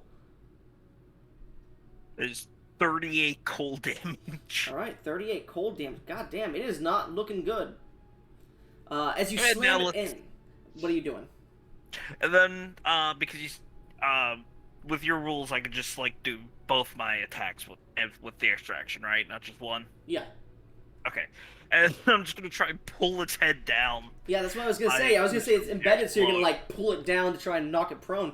Go ahead and make Yeah, that's basically the plan. yeah, make an attack roll. This will be strength, not dex, just so you're aware. If you're not already using it. It's always with strength. Okay. Why would the 24 strength motherfucker use dex? 26. You manage to pull its head to the ground. Go ahead and roll damage as you bring your axe out. The force just causes its head to on the ground right next to you as rocks go flying, sand and dirt. A few trees get uprooted and fall. Good. Dunked on. 36 cold damage. Hey, guess what?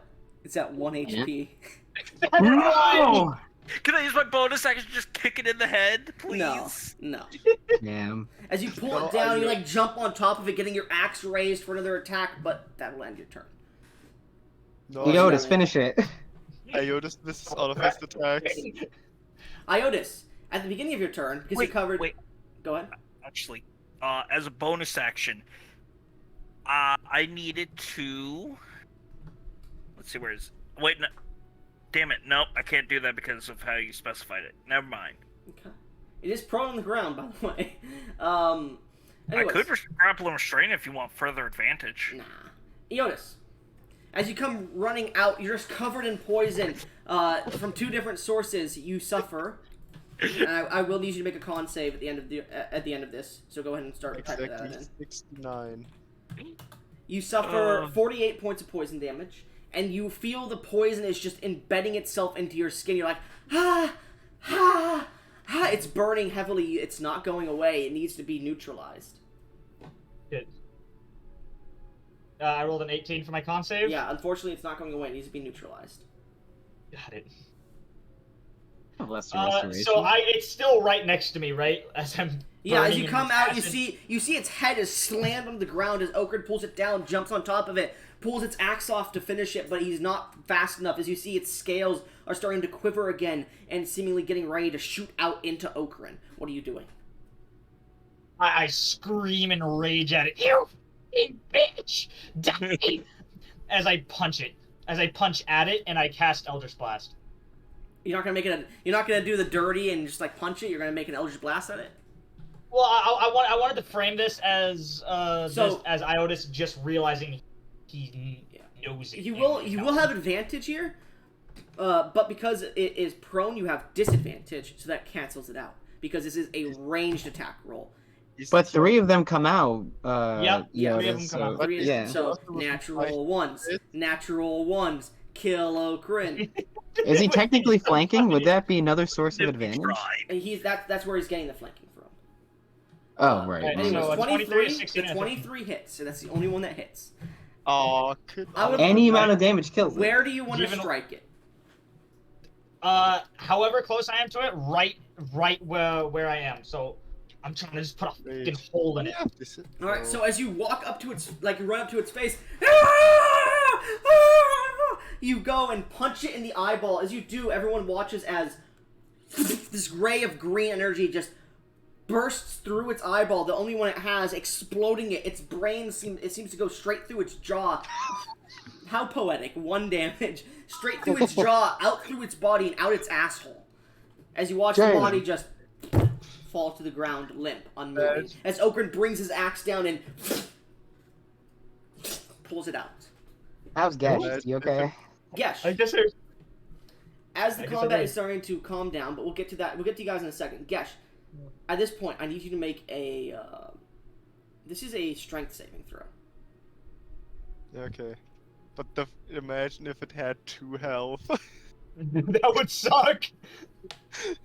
Well, you have an extra attack, and in 29. Goblins rules, 29. you can. You manage to. You look up and like you're about to get into its stomach, so you reach your hands up, your hand up, and you manage to pull upon the endoskeleton and rip part of the body open as you force yourself out of a small hole in its body. As you Wonderful. I'm sorry. No! No, I was kidding! No, Calvin!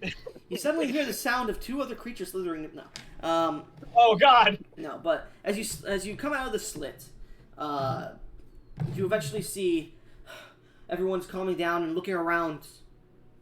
Everything seems to be calm for now. I'm just like staring at my fist in awe. I guess I really don't know my own strength. You're a warlock. Literally shot a beam through its ass. A what now? A warlock. You formed a pact? When? I don't think I ever formed a pact. The only one I serve is Nielia. Hmm. I mean, is it not possible that he could have formed a pact with her? Well, that's where I get my elemental abilities. Again, is it still not possible? I don't know. I thought you were supposed to be the smart one. No, that's more so Morris's thing. I'm more historically inclined.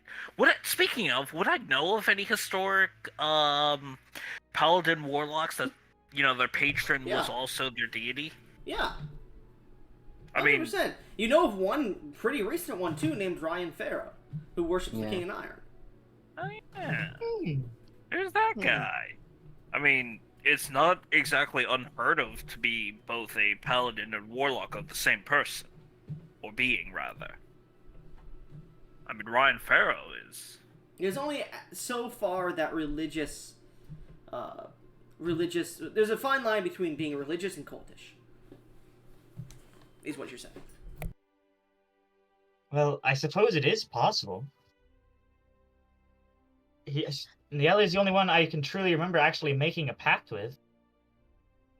The only other opportunity I would have had would have been the chess game.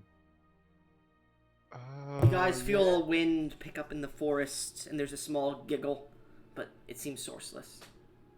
It's a bit of leaves seem to pass by Eotis's face. Eotis, you suffer. Ah, shit! I forgot! The poison! I'm talking with a completely straight face while being absolutely covered in acid. You guys watch Eotis go, yeah, the only other time was the chest face plants into the ground. And Yeah, his I body fall is over still and sizzling. He needs to be neutralized. Can I try to just get it off his body? It is soaked into his body, Gesh. We need to get him up so he can cast Lesser Restoration on himself. Or, you know what you could do? Neutralize the poison. Yeah, we can neutralize the poison. What do we have to neutralize a poison with? Man, you guys are not chemists, are you? No. I'm trying to think of what bases we have. Or no, it's not an acid, so that doesn't work. You can dilute it with water, can't you? That's true. That's true. Yes.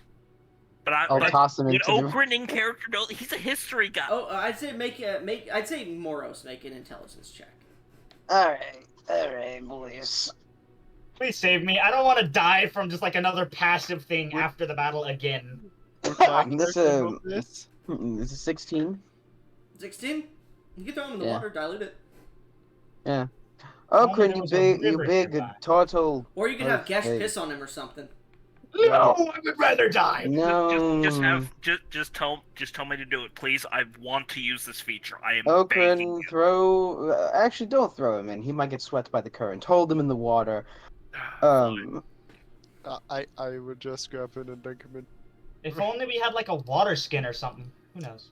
So It's Gesh easier goes to and confuse them. Gesh and Okran go and grab and dunk him into the water, and they push him in. Eotis, you come back to consciousness with 1 health. Few snakes are hitting your face. Your hair's going everywhere. Like you guys watch as he like starts flapping his arms out of the water, like trying to get up. The mode. Mighty yeah. Mighty You didn't even Impulse just is like you didn't even just land. like you didn't gently baptize him. You just like took his body and just took his head and just slammed it into the water. They're like giving me a swirly in the river. I know technically yes. I'm not raging at this point, but can I just use my Mighty Impulse feature to just literally toss him onto the ground? Sure. Eotis. Oh, that hurt. You can feel the poison Waterboarding. is still pumping through your body. You are poisoned, but it's diluted to the point where it's only poisoned condition. All right, now help yourself, I- Eotis. I touch myself to my like Ooh. sizzled Oh, la, flesh la, la. and cast lesser restoration on myself. Ooh. Mark Ding off ding the dong. Mark off the spell slot. Yep. So, you stand here at the edge of the river. The sun has set at this point. You are injured after your battle. What do you We do? should probably rest at this point. I would very much so appreciate a rest. Yeah, same here.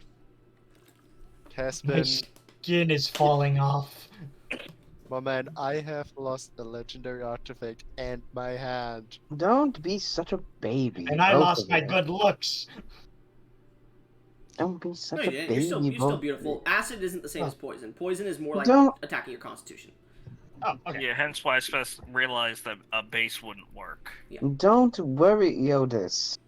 The Baba Yaga will still find you attractive. It doesn't matter. That's I not. mean, that is true. comforting. She's very much He into you. wants to fuck you, you know? And guess your little armor. Doesn't matter. We can get you a new one. Yes, but my hand.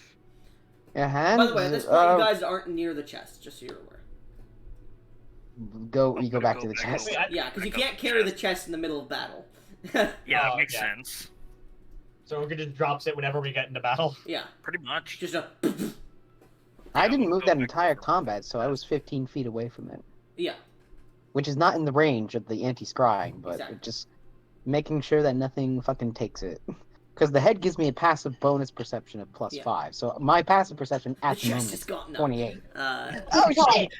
No, but like... We have all our shit in there. as you all begin to discuss around the chest, you begin to set up camp. Who is looking for a suitable place, or are you camping on the edge of the river? It would be ideal that we look for a suitable place to rest. Alright.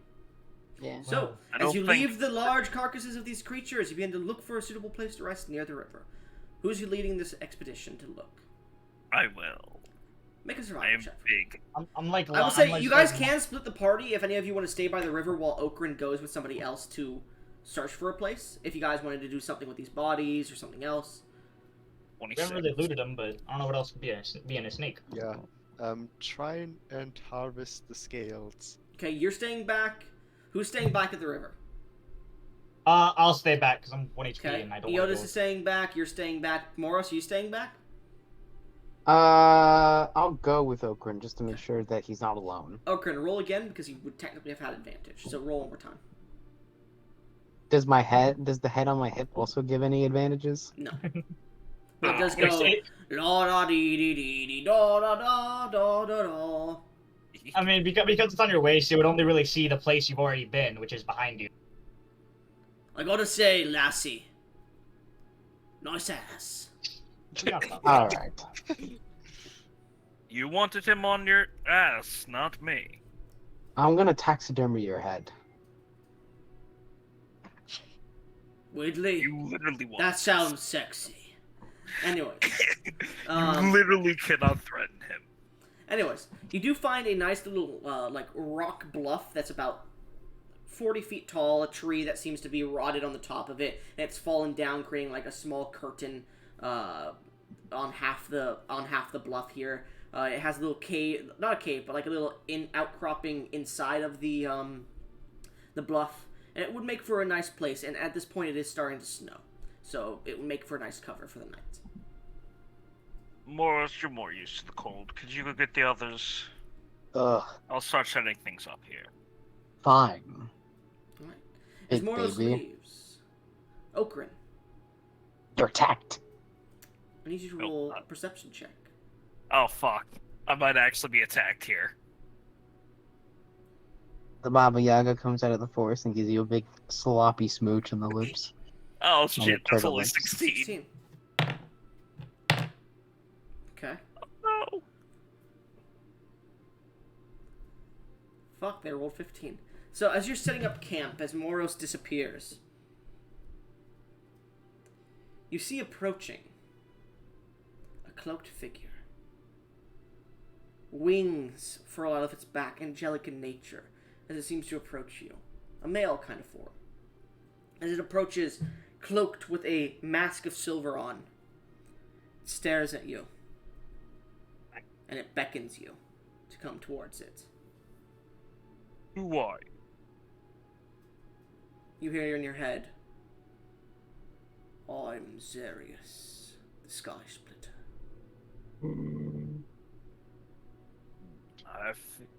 I'm trying to remember if Okran has heard that name before. You've heard the name, but you haven't heard the circumstances behind it because you kind of came in and out of the conversation. Yeah, that's fair. Yeah. But I heard, They just seem to be wary of him at least. They seem to be wary of him. Mhm. So if they're wary of him, it probably wouldn't be a great idea to anger him. I'm going to cautiously walk towards him. I would like to at least not be gone from here too long. We can stand here. And he snaps his That's fingers fine. as the area around you grows dark, like darkness spell. You see like a barrier of a square that seems to make this darkness around you. And he goes, that should suffice. And he seems to reach down into his cloak and pull out an orb. And he hands it to you. That is all I can provide.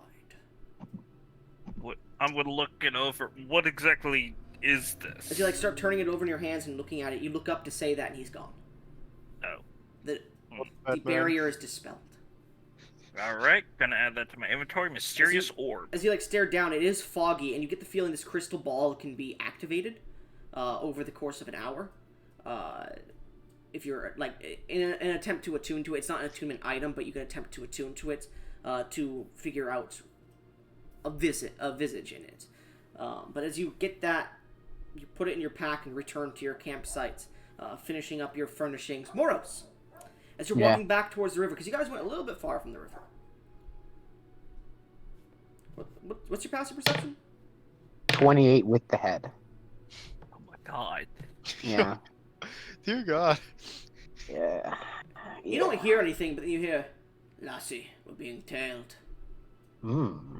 Meaning the head saw it because it helped you. Yeah. Out of character, that was a 26.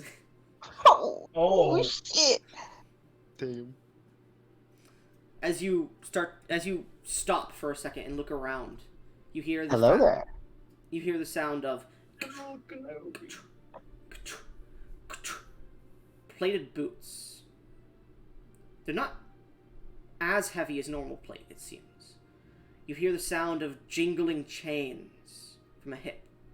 You hear the sound of a blade moving in a sheath. Roll me a history check. With advantage. With advantage. With the shit. 17 plus 11 is 28, and then 2, so 28. During the battle, you didn't recognize it, but now thinking over it again, you know you've heard this sound before, this stride. And you immediately go into a defensive position. You turn around and see Tusk. a general that you've seen before. Full plate mailed, a cape furling off his back, and a great sword upon his back as well, sheathed. Plate mail of grayish ash coloration. It's not shiny like normal plate mail, which is made of metal. It has a stone-like texture. And you could see he stands about 7 foot tall. You see General Rotouche, I called it. What as the he fuck? seems to be standing about 15 feet from you. Shit. I called I have a it. character. I'm trying to remember who he is. That's the I- guy in charge of this shit. Let's fight him. You know the general you guys fought in the room with Zarius and the architect? Yeah. Oh, Well, that's right. You didn't Okay, fight okay. him. He walked towards the portal and disappeared. Yeah. He stands Was he there. the guy whose HP was so high we just kept missing him? Yeah. He stands there and he looks at you. You walk a dangerous path. Leave it. I mean you no harm. I mean to do what is only right and necessary. Continue your path and we shall become adversaries, and I will not hesitate to strike you down. Oh yeah? We're not adversaries, yet you kidnapped me from my lab, performed experiments on my bodies, and you expect me to take your word? No. See, you made one mistake. Fuck. What was his name again? I have it written down. Rotouche. You made one mistake, Rotouche. You fucked with me. What? It Let's do seems you need a lesson. The Ladouche. What? It seems you need a lesson. And he's right by you as he's gonna make a punch attack. A punch? Okay. Yeah. What's your AC? I'm gonna shield, so that's 21. Okay. That's a 34. Yeah, probably goes through it. Yeah.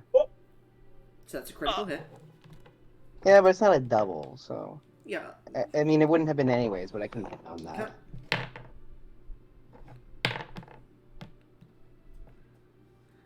He gets to reroll that You're one. not ready to fight him. It's 2, but can't do anything about that. Plus his strength. You take 30 points of bludgeoning damage. Jesus Oh my Christ. god. 28. It's I know 3d12 it's plus coming. 3d12 plus 10. For a punch. As he punches you in the gut, blood just pours out of your mouth as you like go flying up like an inch or two off his fist, and then he grabs you and brings your face into his fist again. By the way, actually, on that attack, he's going to use Stunning Strike, so make a Constitution saving throw. Okay. Oh, he's a monk. 27. 27, you fail. Hell, Jesus. So he has advantage on this attack. Okay, let's see, that would be... Doing the math here, give me 1 second. I think that's 27? That will still hit, Okay. because my shield only gives me 21. And because you are stunned, it is a critical hit immediately. Oh. At least I did double this time. Reroll that one. Okay. 32 points of bludgeoning damage. I'm down unless he's holding back. He takes his fist and breaks your jaw as he just lets you fall to the ground. Be wary. And he walks away into the forest. So am I still like am I knocked unconscious? Am I making You death fall saves? unconscious for a few minutes. But then you eventually come back to, your jaw is just broken, blood is just pouring out of your mouth, your nose, your eyes. But you do come back to consciousness with 1 HP. Ah, motherfucker. I'm gonna hurry back to fucking Iotis because they're the only one with healing. Alright, you hurry back and like Yeah. are leaning against trees because like you feel he definitely broke a few of your ribs with that punch, and he actually did like he didn't shatter, but he what's the word? It's Fractured? he fractured a piece of your spine as well. That's how hard the punch was. And as you're like moving, it's very hard to move at this point. You get back to the riverbed, and I will say, you two, as you're just there, you know, flaying the scales, the horns. If there's any roleplay you want to make, you both can roll survival checks with advantage to desecrate these corpses. I would be curious enough to know what was in them, considering I blew out their insides. Okay. Oh, you're gonna blow out their insides? No, I already did with the. Oh, you already did. You fine. used your rapier to blow out their insides. Okay. No. That's not what I meant, and you know it. Oh, I see what it is. Someone post Yeah, synchronicity. Big Basilius, post it. Post it. You have to. Damn it! I'm gonna do it faster. Every time it seems me and Guess always get the same fucking roll when we're doing anything together. And what's funny? What's funny? New Those snakes ship were more acquired. intelligent than Gesh. Jesus! Do we get a bonus for having synchronicity? Sure. You guys managed to procure both. None of their eyeballs are intact. None of their fangs are intact. Well, one of them is because because it dropped. Oh yeah, no. One of their eyeballs is intact. If you want to take that, it's a large. It's like a good 5-foot round sphere. And it's like very spongy. Like you put your finger. Like it's like a bouncy ball. Like you know those balls you used to get at Target when you were a kid. Like later part, we need to play ball with it. Okay, I was about to say, out of character, can I ask a only semi-joking question? Sure. Did anyone actually buy those balls, or did you just play with them? Play with them. Anyways, as you like poke it though, it like moves faster, so you get the feeling it doesn't have a lot of like essence inside of it. It moves, but you could hear the jiggling of like liquid within it because it is a liquid-based material. Yeah. You also do manage to get, I'd say, both of you roll a d100. Alright. It would be really funny if this was synchronicity too. I'm happy. Nah, You manage I to got- together, if you want to put this in loop, by the way, put draconic, whatever I fucking called it, initiative eyeball, as well as 87 of their scales, which are dagger-like in nature. They are like a good foot long. Well, not a foot long, about half a foot long, so they can be used as a crude dagger, or you could get them sharpened or made into scale mail if you wanted to, because these are like very nice materials. They're not as nice as dragon scales, but they're better than like alligator scales, for example. I rolled a 69. I'm so happy. Jesus Christ, my mother does not understand when I don't text back. It means I'm doing something. I heard this. That's 69. Yeah. That's 69. That was too epic. Yeah, I'm gonna get some food from downstairs, so if you guys want to role play, feel free. Yeah, That's 69 he got. he's already gone. I miss him already. I'm gonna be honest, for D169 should always give you the best outcome. 69 is better than 100 in my opinion. Yes, it is. So, Well- Grub, what you thinking so far? He isn't here. He's Oh, not. I He's still. Yeah. Fuck's sake.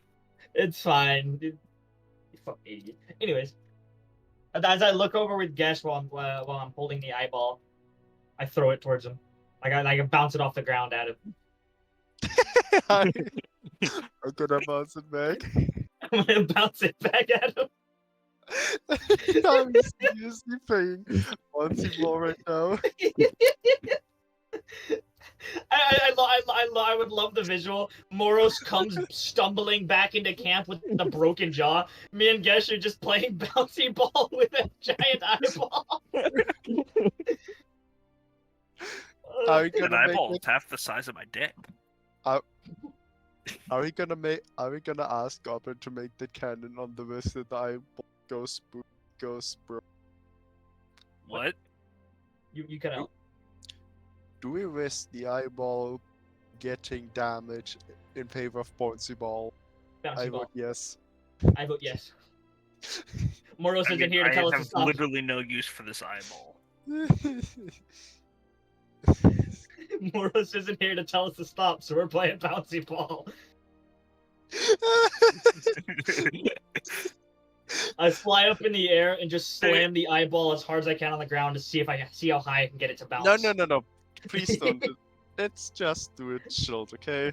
Okay, just some classic normal old bouncy ball. Iotis and Gesh share a single brain cell. Mom said it's my turn to use the brain still. Iotis has it more often than Gesh.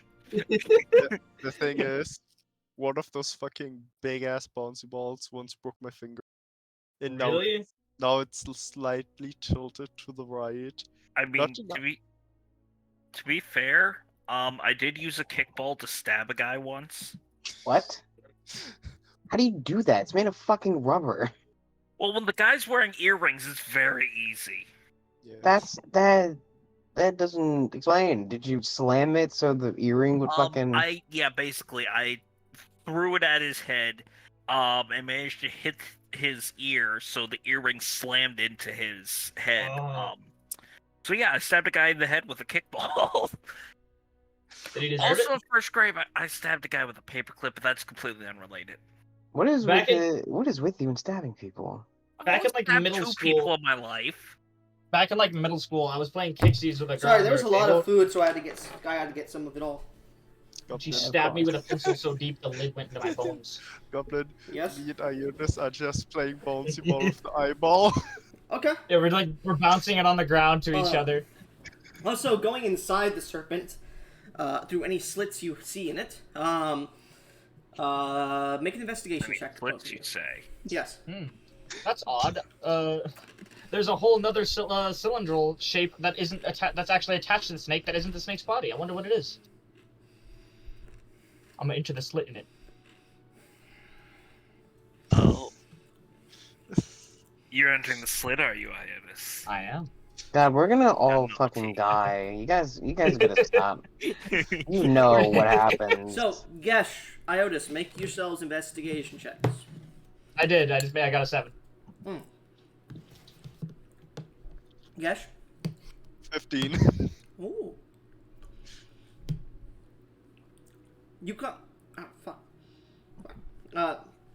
So the one you blew, the one you gave head, Ionis. I did no such thing. You blew it. You Or blew like its head. Ika. Yeah, of course. The one you blew up the head of, seems to be a smaller version of the two, and it's the female version. And you do climb into its reproductive organ on accident. You don't find anything in there besides like an egg that's not properly fertilized, and like as you pull it out, it's not fertilized at all. So it tastes good. It's about 2-3 feet tall, 2-3 feet long, or tall. I'm gonna drag it out of it. Okay. That'll be one hell of an omelet. You do well. Sorry, Hell you yeah. don't see one. You see like 3 of them that are all in this like flesh net inside of it, that are all like combined together. So like you pull that flesh net out, and there's 3 of these eggs. You, Gesh, managed to climb into the slit you cut into the male's stomach. As you go in, you do find a skeleton that is wielding an armor set, a dragonborn skeleton, with a dragonborn set of plate mail on it. The plate mail is somewhat rusted, and it has a unique look to it, but you're not sure what it is. It seems to have like a somewhat bluish glow to its metal. Normally I'm against taking things from corpses, but difficult times require difficult actions. Oh, now you're against it. I was I couldn't against take that all dagger, but you can take a set of armor. Yes. If only we had some kind of like stupid good set of armor that's in a chest somewhere. Alright, so Gesh, as you take the armor, I assume, correct? Yeah. Go ahead and, it is dragon steel armor. It is an armor made of a very rare metal that is usually found on Fafnir or Draconia, and very rarely on Draconia. It is good in making weapons that are meant to slay dragons and go against their resistances. When made into armor, when attacked by a creature with the dragonoid typing or subtyping, which means dragonborn, lizard folk, crochet, dragons, things like that, you gain a +5 to your AC against attacks made by them. Physical attacks, as well as magical-based attacks. So, breath weapons, claws, if it's trying to dick you down. You're protection against its dick. +5 to AC and saves. No, just +5 to AC. Okay. Yeah, that's all. Is it normal plate? Yeah. Well, sorry. Okay. The plate itself would be a 17 AC, because it is... No, it would be a 16 AC specifically, because it is a lighter metal, but you could add up to 1 point of your dexterity modifier to it. Only. Only 1. So in technicality, it's 17 because you have a high dex mod. But I wished I could add all of my dex to it. yeah, but also it doesn't give you disadvantage on stealth. Oh, that's good. That's worth. Are you gonna keep Okay. complaining? It's So a lighter let metal, me- that's why. So 17 plus 1 is 18. Well, no, it's 16 plus 1, so 17. And then Plus one. you have armored for plus 1, probably, right? Mm-hmm. So 18. That's Slash 22 with a shield. Uh, With the tower shield, if I well, can that use would be 18 to 22, yes. And then if you get attacked by a dragon, well, if you hunker down, that's 26. And if you're hunkering down against the dragon's attack, that is 31. One. Why 26 for... Because hunkering down gives a Because you plus hunker- 4 AC to yourself. Yeah, but then the I tower lose the shield. bonus from carrying the shield. No, you don't. No, you don't. I do, You do not. Damn. Yes. I should use that more often. Well, your speed is reduced to 0, and you Yeah, can't so you have can't moved move. Yeah, prior to you using can't have it. moved. You get 0 speed while doing it. Additionally, if you're moved by an attack, your hunker down immediately ends. And any creature that is directly behind you, so in the space directly behind you, gets that bonus as well, the plus 4. Oh, so my AC now is 18 slash 22 slash 26 slash 31. Yeah, Effectively, yes, if you want to describe it like that. but you only have one arm, remember? Yeah. Yeah, So you gotta it's not choose like between you do- defense and attack. Or learn how to use defense as an attack. Could, Try. Bash a I motherfucker. couldn't I just, like how Mo suggested, just strap the shield to my arm? No. Yes. The shield is the size of your body. Yeah, try strapping that shit to your arm. That's gonna go well. It'll be funny. In fact, the shield is bigger because it's from an enforcer, so it's like an 8-foot tall shield. It's made of blackened metal that comes to rounded tips on the left and right side of it, coming to a spiked point at the top, and it comes to a mirrored point like that at the bottom. So when you hunker down, you put the spike on the bottom, thrust it into the ground, breaking the ground, and hold yourself there like that. Okay. Yeah, it's like an 8-foot tall shield, so you can't really strap that to your arm and wield it like a kite shield would. That's the benefit of buckler and kite shields. Kite shields are normal shields, light shields are buckler shields. Buckler shields cost no hands to use, kite shields cost 1 hand. Tower shields usually cost 2 hand if you don't have the strength requirement. What is the strength requirement? I believe the strength requirement for a tower shield is the same as plate, 15. Oh yeah, I have that easily. Because the tower shield weighs like, I think the tower shield I put it at 20 pounds. Like I have 26 strength and 26 20 dex. Okay, anyways. Wait, how do you have? Never mind. So, as you guys grab a few items from these creatures, you eventually grab, I'll say you grab about as well, would I say 100? Yeah, 100 square feet of its hide, from both of them. Make sure it's 80 square feet from the male, of male hide, and then 20 square feet of female hide. Put those as differences, please. Because there is a difference between that when you get them crafted into armors. We're gonna craft them into armor? I was gonna make a boat. Good? One sec. Anyways, a few hours pass, and you guys are just shooting the shit playing volleyball with this creature's eye. And eventually you see, hobbling out of the forest, Moros appears. Her sexy-ass self. Damn Do right. we notice that her jaw is broken? Yes. Yeah, it's literally, if there was no flesh there, it would be hanging. Okay, I was asking because it's still dark outside. I was gonna toss the ball at him if I didn't. You motherfucker. Boris, what happened to you? Ah. I don't think I can answer you. Can you heal her? I don't have any healing left until the next sunrise. By the way, you do not take any lies from her when she did that. Don't you even have, Got it. you don't have any spell slots left? Damn. I do not have any way of healing her until the next time. Essentially, it's until I get a next long rest. So until the next day. You just say you need I'll some sleep. I'll sigh Yeah, at that's what I the said. uselessness of the party. Grab bandages from my pack and start like binding my broken jaw Okay. to try and set it back in Here. place. Make a medicine check. Let me help. And with advantage. Make a medicine check with advantage. Do any of you have a medical kit on you? I have an alchemist kit. Alchemist supplies. Bro, what is with these dog sniffing memes? Medicine check? That's only a +4. It's because, you know, what kind of locker it was. Yeah, I know. I have it. I have advantage, right? Mm-hmm. Alright. 5 on the dice. And then natural 20 for 24. 24. Not bad. Give me a second.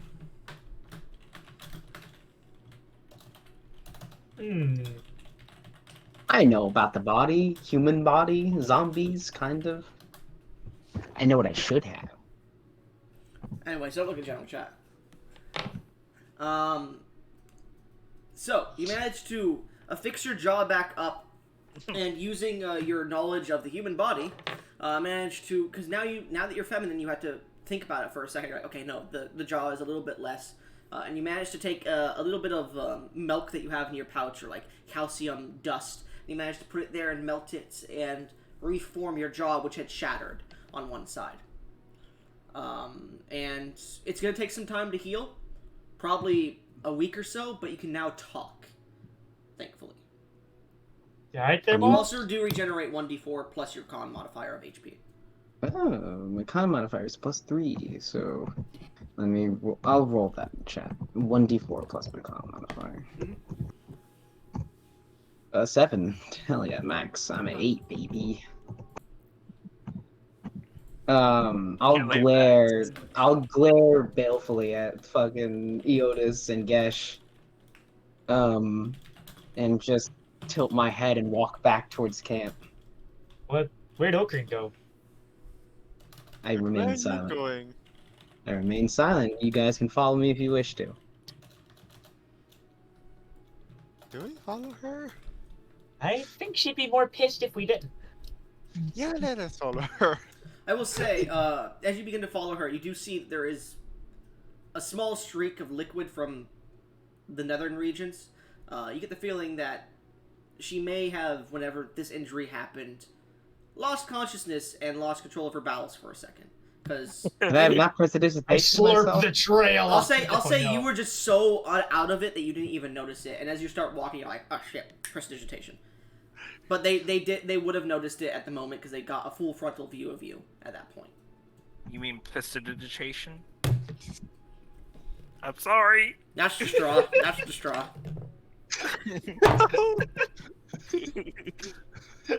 No, I think that's gonna be the straw. If you look at me, that's what you're gonna see. Ah. So, guys, I'm gonna eventually- kill them. I hope you do. So, you all eventually get back to camp, and you see. Describe the differences you've made with this small campsite, Okrin, over the course of like an hour or two. Well, over the course of a couple hours, I've set up tent. I've made a fire, got that going. Just a small makeshift fire pit. Just Not a whole lot. just a tiki bar.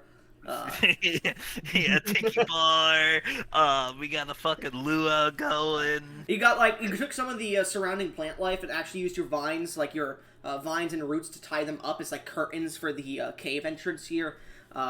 You managed to get a few stones and melded them together with a little bit of dirt and packed them together with a little bit of clay and made a small bathtub and have a little bit of water from a small pond nearby that you fill it up with. It's cold water, but you guys have magic; you could heat it up. It's a nice little glamping area. I mean, I didn't have a whole lot of time, but I did what I could. You can see the chest is set in the very center near the campfire. Hey, Okrin. We're just in What? Marty's tiki hut. Moros broke your jaw. That'll teach her to never not make me a sandwich again. Let's see, what spells do I have? Oh no, please! I'm gonna Fireball. Vortex Warp Eotis 90 feet to the right into the water. Eotis. Hey, at least you washed off all that gunk you got on you going into the fucking creature. Yeah. I want Joke's him to on be you, I swept needed a bath. downstream. Be swept downstream, please. I just... It's not a river. It's a small it's a small like bathtub made of rocks and clay that you took some water from a nearby pond and put it into. Oh, well, is it cold? Is he at least cold because it's snowing? Motherfucker! Now that I'm realizing the description, it is like Marty's tiki hut. Yeah. It is cold, and a little bit of snow is surrounding your camp, but the campfire has created a bit of a warm space. So the only like snow you could see is like upon the bluff above, in the surrounding areas of the forest. Yoda's better be fucking cold because he's wet. Yes. Get hypothermia, bitch. Anyways, as you guys begin to settle down for the night, is there any roleplay you would like to make before you begin to go to sleep? Not really. Just, set all that up, get everything going. I think we're good. No. Yeah, no, I fall straight asleep. So, you guys want to set watches, or... Yeah. I would like to do something before we sleep. It's Sure, not go roleplay ahead. based, Go ahead, but Moros. What do you do? I'm gonna take out my I think it's called the Thorn of Creation, No, and that it is the Oh, you said it was What the it- needle. Splinter. Needle? Splinter. yeah, Splinter. Splinter. Yeah, my bad. I'm gonna take out the Splinter Creation. So, I'm- Morgred, you see Moros like sit down, and before you guys are about to go to bed, she seems to take out this like sewing needle-sized piece of bismuth crystal, and just stares at it for a second. What Now, exactly is that? I stay silent as I focus on the Splinter. Fucking goddamn it. It is a Splinter, right? That's Mhm. Splinter Creation. Yeah. Yeah. Okay. I'll focus on it. I'll think back to how I got it through my own means, how it was my own intelligence, naturally considering I'm the best. And then how that commander blitzed me, and knocked me down in 2 hits, dislocating my jaw, fracturing my spine, and breaking some ribs. And how I hated that. Not just because it was physical pain, but because I felt a huge sense of inadequacy. And I haven't felt that in a long time. I think, thinking back to how I'm going to call him the ruler of imminence, because I don't know the name. And I think back to saying that they look forward to what I would create. And I'm going to attempt to create, because I know this has to be physical, because I was wrong in my initial interpretation that I could make anything. You can make anything physically in this world or change something that's been created to an extent, so the evolution thing might work, in essence, but I really don't want to have to focus on that shit, so I'm gonna say no. I will say I will say if you want to do something like that, change something, it will be an intelligence check. Specifically. Because instead of creating something freely, you are changing something that has been created. And if you wanted to do that for the entire party, it would be per person. I don't want to be an ass and only do it for myself. So, God, So it's either a free I don't know creation of something in the world, or you could try to change something. I'm not gonna create an infinite pizza slice, Gesh. The fuck, and not Gesh. V. The fuck. Make burrs thicker. No. Make him have Now great Moros friends. is pretty on board of just being the sole person to benefit from this. Hey, that was out of character. That was out of character, but in character, you guys have been fucking an ass to Moros after her jaw's been dislocated. So she's not in the mood to entertain gratitude. I Or- physically can't heal you. Yeah, no, not that. It was all the stuff after apparently she relieved herself without knowing, and then y'all were talking the Oh. shit when she was not in the mood to talk the shit. That's fair. Yeah, she's not in a gratuitous mood. God. Well, the thing I don't want to do it if you don't want. Motherfucker, what are you to- doing? I know. I'm. You now put a away little- the Have all splinter. night. You put away the splinter, and you go to sleep. Okay. Okra, you see her like focusing, and she's like, she's looking at the rest of the party, trying to think. She puts it away. You all right there, Morris? I glare at you as I gesture to my tied-up jaw. You can still speak. Fair enough. Yeah, I know. I'm just not in the mood to speak right now. No, Morris no, would that's not be in fair the mood enough, to fair speak. I'm guessing it would also probably hurt. to My talk. apologies for asking. Okay. Get some sleep. I'll take first watch, Yeah, I would have taken just in it, case.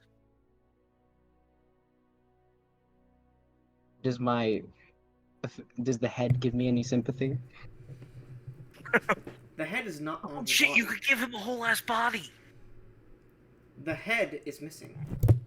What? Oh, really? Actually, Mm-hmm. did the commander take it? You're unsure.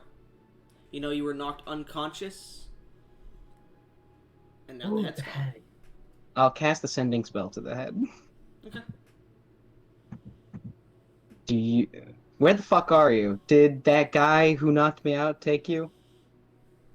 Aye, lassie, he did take me. His ass isn't as great as yours, I gotta say, and he stinks of cheese and beer. I'll cast another one. Do you happen to know where you are? He cast some sort of spell with like a rod or something, and we're in like a mountainous region with large bushes and trees, fires. We could hear the sounds of clashing of battles and spell there. Alright. He's in a mountain. That's useful information at the very least. And then I'll angrily go to sleep. Okran. Yep. As you sleep, as you take watch, is there anything you're doing during your, I'd say 2-3 hours of watch? Yes, actually. Just first of all, going to attune to that sword. Okay. Still paying attention, mind you, but still tuning. What are the specifics of the sword? The It doesn't matter. Oh yeah, I didn't tell It you does- what they were. That's right. What we do know about it. You need a 20 strength or something, right? Yeah, you need the To 20 strength to draw it. To attune it, I need 20 strength and 20 con. What's it called again? Let's see. The magma heart. Yes, magma Okay, I'm heart. trying to find it in the list you have, but I can't fucking find it. It's just above the dog sniffing gifts. There you go. What kind of locker?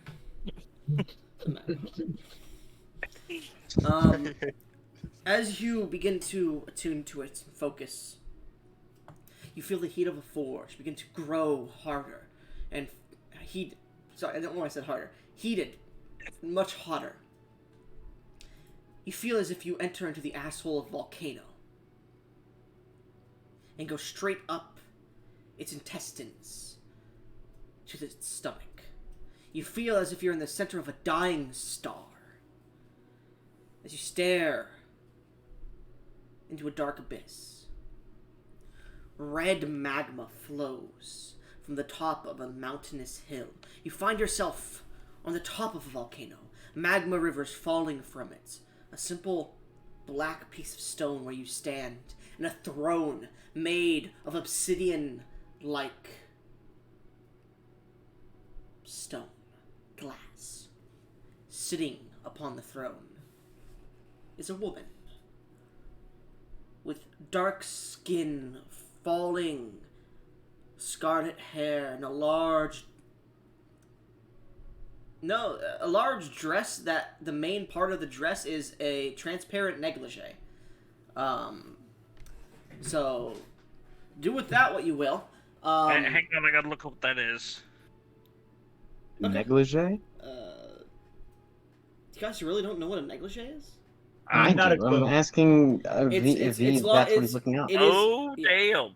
Okay. It does have other parts of the dress, but that is the main part from her top to bottom.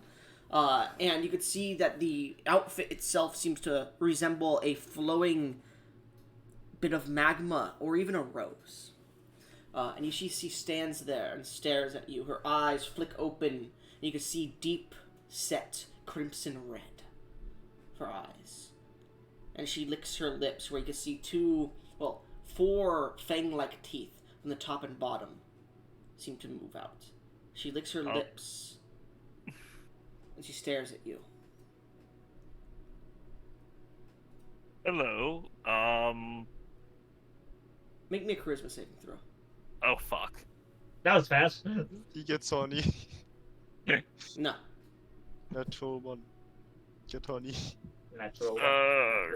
Yeah. This might be I worse. should've It could be a known charm something effect. cursed. Oh, shit. Okay. Let me double check to see if I have anything for charm effects. I don't think I do. No, It's I not don't. a charm effect. Yep. Here we go. 6.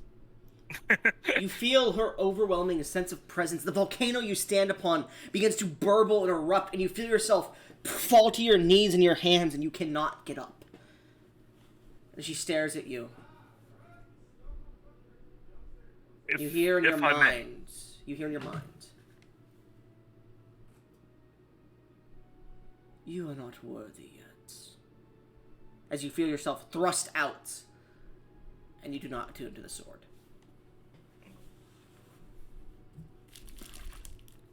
I didn't know I need good charisma too. Fuck. Oh, let's.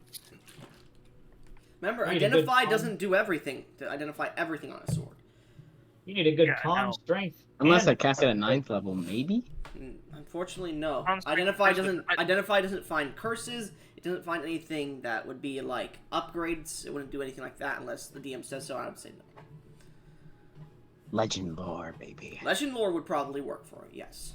Awesome. I can only cast that twice. And you need the inventory to do it.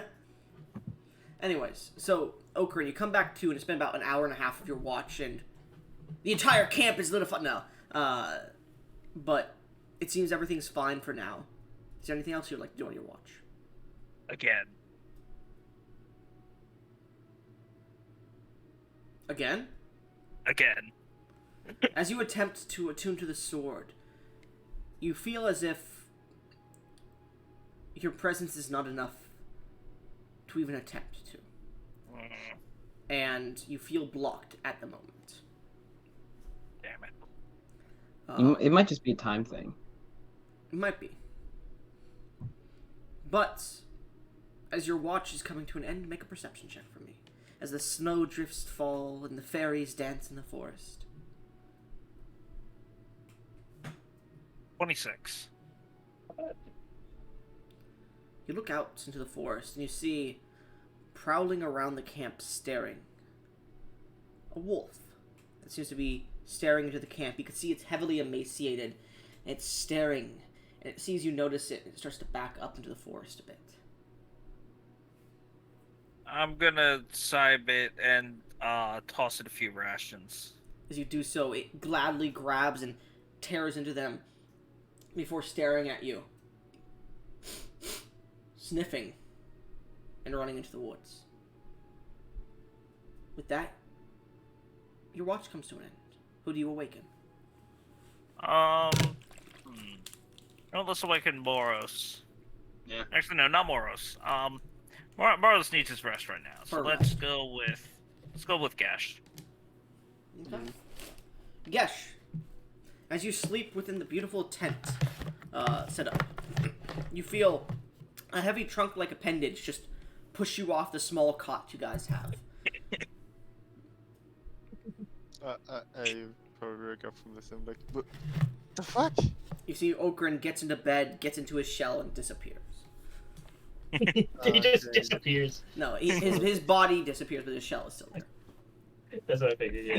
You see like garage doors close on the exits to his shell. Yeah, I understand. I get out of it. Get out of the tent. You go out of the tent and you begin to look around camp. What are you doing during your long rest? Well, during your watch rest. I will go up to the chest and grab some shield to try to attune to it. And at first, What are you trying to attune to? the frost shield. The frost shield, the frost tower shield, okay?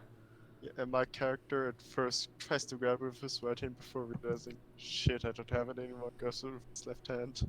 Okay. So the tower shield of the frozen knight, okay. You grab it, and you place it down as you begin to stare.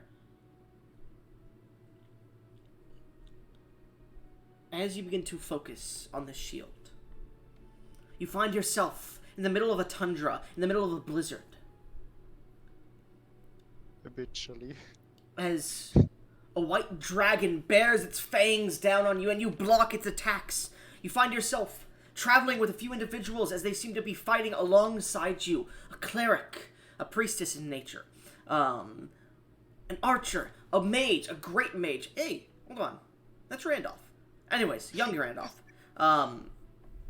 You find yourself looking as this battle shifts to you in a cave with your party members looking upon a gigantic mountain in the distance. The mountain itself is sprawling with life as it is a city. One of the largest mountains you've ever seen. And it's beautiful. Your group talks about it, and you enter into the city. As you do, you see a turn-of-the-century kind of magical era kind of look to this place. You see like red coats with those big hats that have a chin strap to them. Not the furred ones, but like the big like top hats with the little brim at the front. That's all it is. They have the golden cords on their shirts. You see individuals like that. You see ships with water wheels paddling them forward in the harbors near the end of this area. You see sky ships within the city. This is a magnificent age within this city, and you are witnessing it, but not from your own vantage point, from another's. You see the city's destruction, an attack. You see the destruction of the city, your city, the one you are to protect. You've become a knight of the city over your journeys. As you approach the top, you try to defend your queen. But you're unable to do so, as two individuals of vampiric kind of nature, your queen included, begin to battle, both with spears. One of silver, platinum, gold, a beautiful vestige. The other, using a spear. Jesus fucking Christ, Tyler. My brother's yelling at a fucking video game because he's a fucking idiot. Anyways, he's still fucking yelling. I can hear him. I know. God.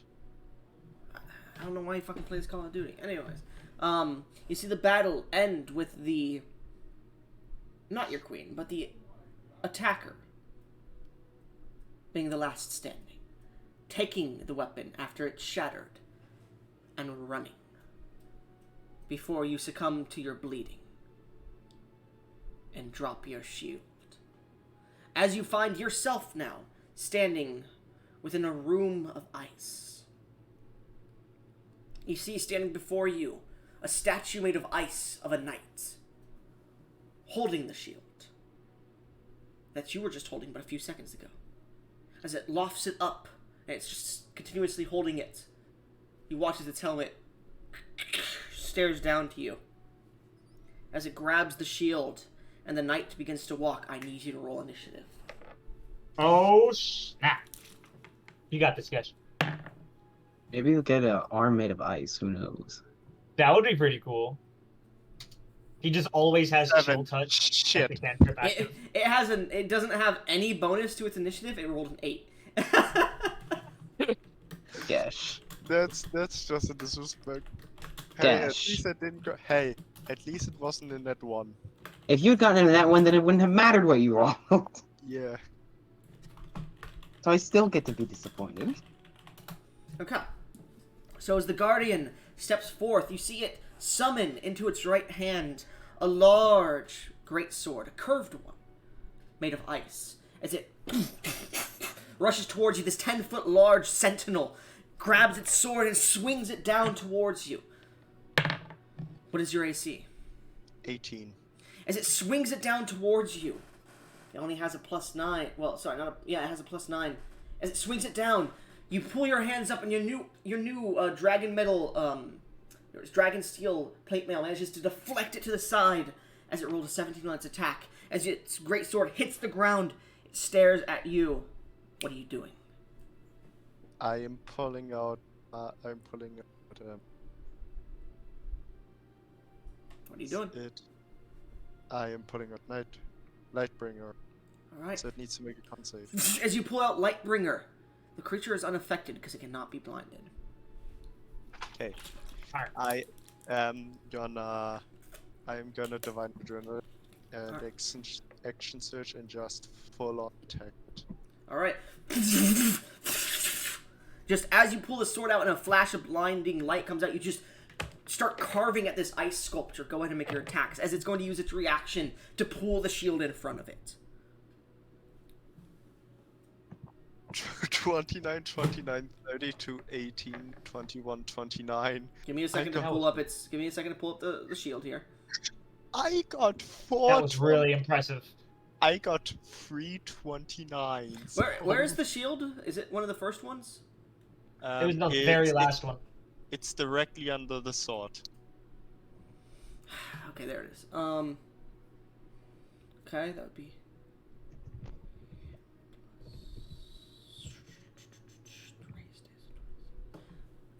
Did you roll a 26 or below on any of your attacks?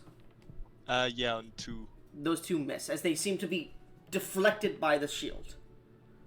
Okay, so The the rest rest of them did. hitting, yes. Did you roll a 37 on any of your attacks? No, sadly not. Then you did not crit. The highest was a 32. Oh, I'm sorry. At the start of your turn, I do need to make a con save, if you don't mind. Okay. So, before you roll any of your damage, just make a con save. 29. 29. You're rolled fine. really well on it. You're fine. Is it because of its effect? Actually, no, because you have resistance to Yeah. cold damage. Yeah, no. The blizzard that it seems to try and force upon you, you just manage to take it as you deal your damage. And I got a really good roll on top of the dang.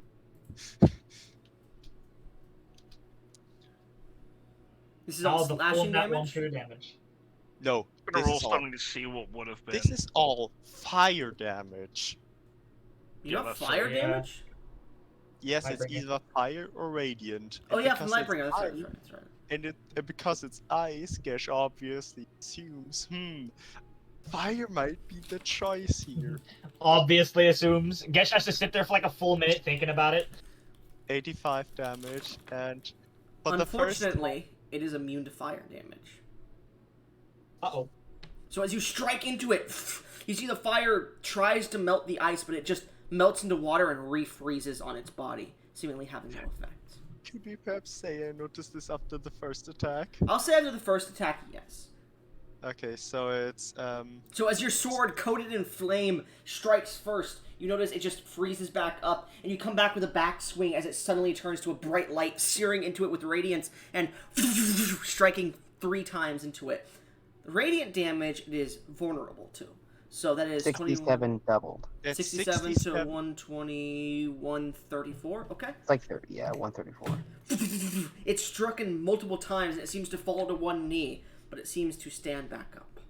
And for the first time, I'm gonna use one of my fucking time blade abilities called Chrono Shield, where as a bonus action I can add my proficiency bonus to my AC.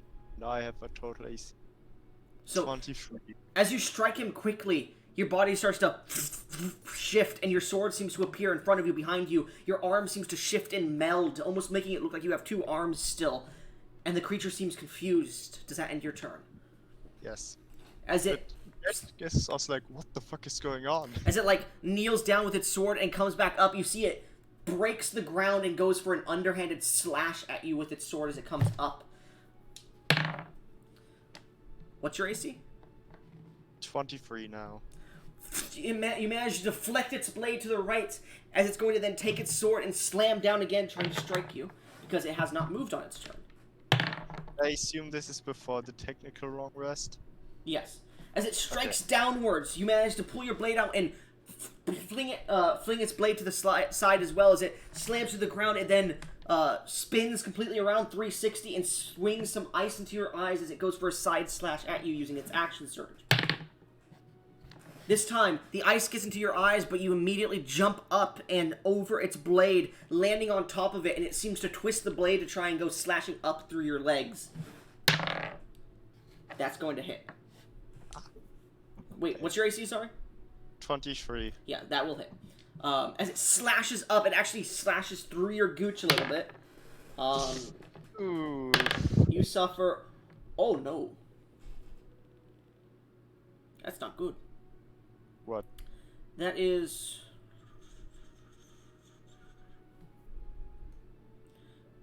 That is 27 points of slashing damage. And are you immune to legendary cold damage? Do you have legendary cold resistance or just cold resistance? I just have cold resistance. Okay, and you also suffer 19 cold damage, which is not resisted. Which is a total of 27. Plus 19.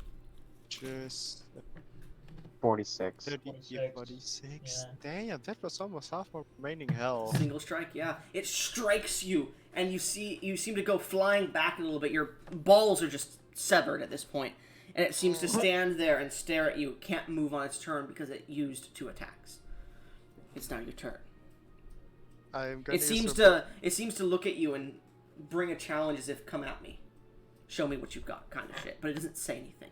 It just stares at you chillily. I'm gonna use my bonus action, second wind, and then also check echo, where I can use it twice. What'd you say?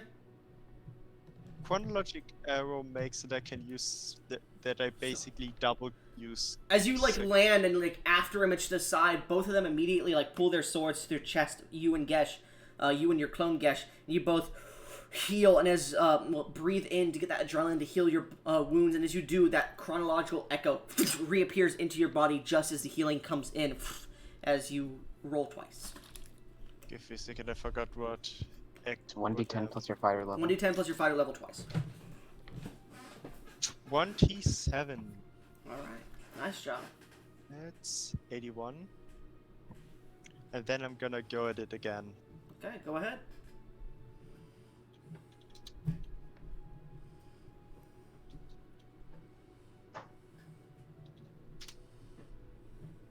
Ooh, that's a net 1. So, as you strike him with the first hit, roll damage for one of them. Okay.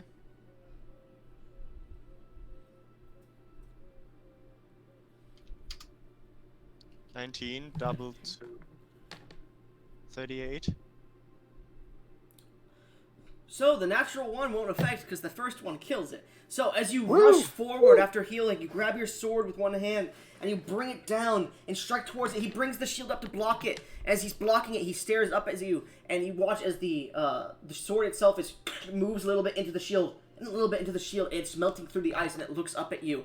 It just stares before you strike through, striking into the ice ground, and then a flash of golden energy blooms into the sky, sending this creature turning into ice shards flying around. And you hear the shield drop behind you. You now see the room. The creature was standing before a throne of ice. As you grab the shield and put your Lightbringer away, You step towards the throne. What do you do? And I will grab the shield, obviously. Yes, I know, you Yeah. grabbed the shield. I said that already. You're Yeah. by an ice throne. I will just touch the ice throne. Don't. What happens? As you touch it, you feel the sense of commitment. Do you kneel?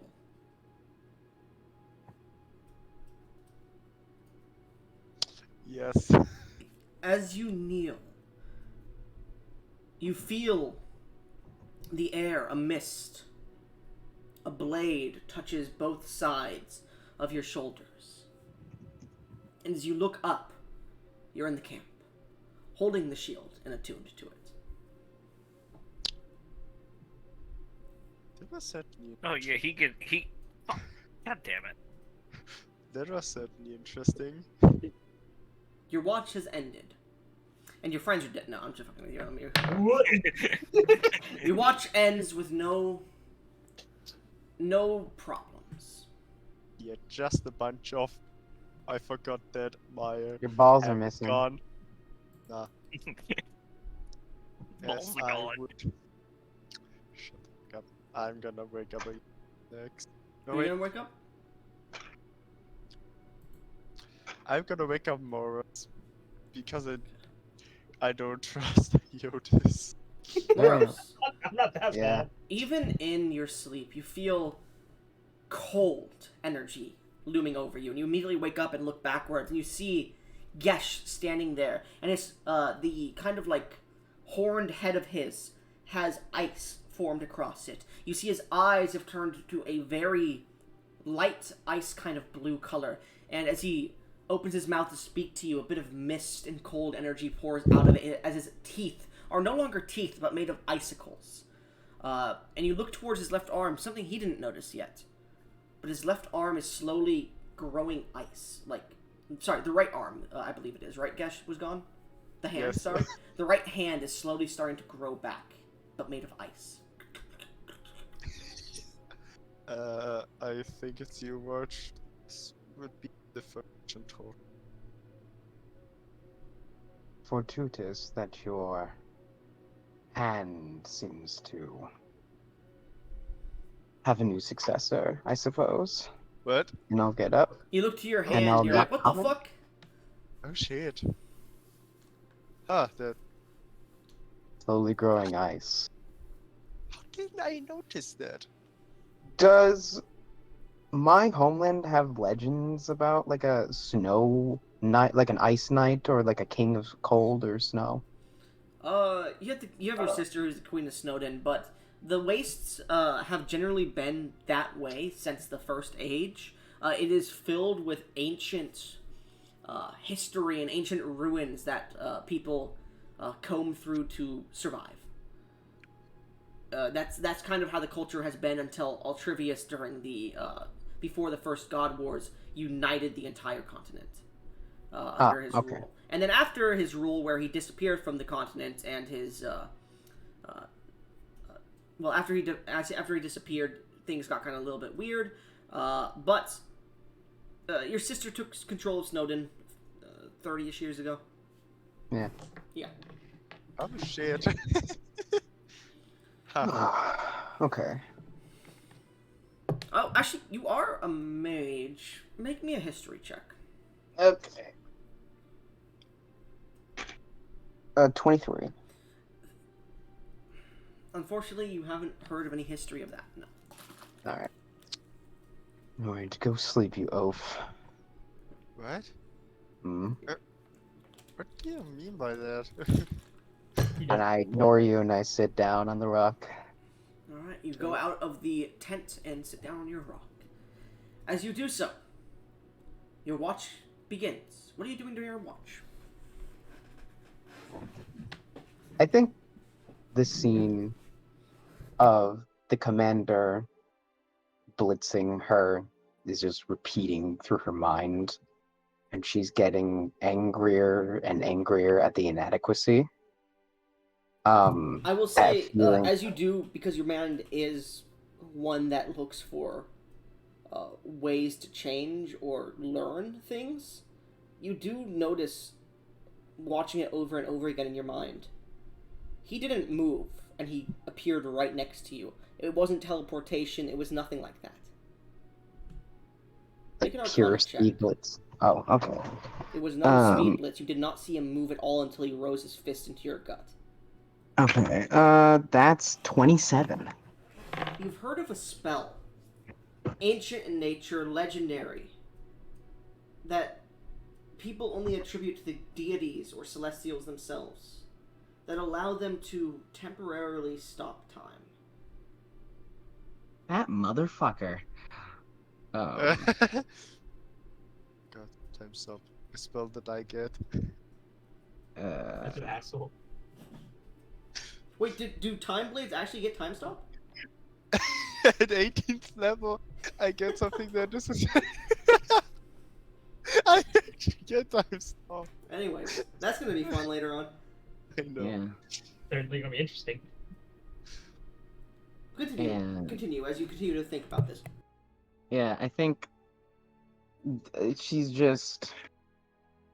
There's a large amount of hatred building inside of her body. The church, or the cult actually, kidnaps her from, well, him at the time, from their studies, from their important research, takes him for a month, performing God knows what experiments, putting these runes on her body that some people have sort of like an admin access to them to make her stop moving. She hates that feeling, the loss of autonomy. And then as they were making progress, the commander comes and fucking stops time, breaks her jaw, fractures her spine, breaks her ribs, all for daring to seek retaliation against a person who kidnapped and experimented on her, ignoring the hypocrisy a little bit. And then I think in that moment of rage, like that hatred kind of silently brewing in her body, Moros will take the black twisted dagger and attempt to attune to it. As you take the dagger, you take it and hold it as the runes begin to glow upon it. Yes. Do you accept our accord? I'm gonna try and send like a mental image of the general and my wish to kill him viciously. And if it responds positively, yeah. Such a weakling. There's nothing to us. So it wants my blood, right? Do I like cut myself? Yes. You get the feeling. I'll like put my before that hand... as like you put it on your hand, you hear, "No. Plunge it deeper within yourself, so that we may extract the token of your bargain." Crickets? No. I'll kind of undo the buttons to like my top and gently press the tip of the steel to my Just chest, tip, yeah. just above my just the tip, right above my heart. I'll take a deep breath and I'll plunge it. All right. As you stab yourself, you feel the energy pour into you. You suddenly have your vision go dark as you're in a dark space, and you watch his eyes, red runes, start to surround you. Towers, strange realities start to bypass you. Scenes. You can't recall any of them. Voices, join us, join us. Oh, You feel cold. and you feel as if something is being taken from you. Do you relinquish it? God, the small part of me wants to try and remain in control, but I will relinquish it. As you relinquish this piece, you feel your heart go still and cold. As your vision comes back to in the camp, you look down to your already pale hands. They tremble, and you fall to the ground. Oh. As everyone else gets your long rests, I'm going to roll a D100 to see if a wild encounter happens. Ah, damn, are they gonna eat my fucking body? Because you were unable to wake Eotis for his watch. Maybe I should have picked this. No I was wild encounters happen. But as you all wake up and come out, you do see sprawled on the ground, bleeding from the chest, with the black and red dagger in her right hand, Moros, lying still on the ground. Uh-oh. I'm gonna poke at her. You don't even care? You don't even care. I'm trying to shake you away. I'm down on the ground with a wound in my chest, and you're trying to shake me away. Yes! As you attempt to shake her awake, she is completely stark cold. Like, as cold as the environment around you. And you feel no sweat, nothing. You sense that she has no pulse. And as you're shaking her, you watch as her hands grab you by the shell and pull upon you as she bites down upon your neck. Moros, roll me a d20 plus your dexterity, please. Oh shit. Oh god, Moses is no a vampire. Wait, a d20 plus my dexterity? Is that what you said? Yep. Don't make me shift and bite you back, motherfucker. He's literally. Look, I don't think I can. I don't think I can Moros. actually hit you. Yeah, Gash gets it. Yeah! I will give you advantage because this is a surprising thing. Oh. Oh no, we saw this coming for like I'm sessions. sorry, V. Yeah. I'm so sorry. Just do it. No, I mean, I rolled a natural 20. You motherfucker. Alright. Alright, what do I do now? You bite into the neck of your ally as you drain blood from them. Shouldn't it be in chat because it's against another player? It should have been, but yeah, go ahead and roll in chat. I'll let you roll 3 dice because you said you got a nat 20 and I already was starting to say this shit, so you can roll 3 times. Moros, it happened. You lady the Matresk. I got a dirty 20, unless I crit on an 18. Let me check here.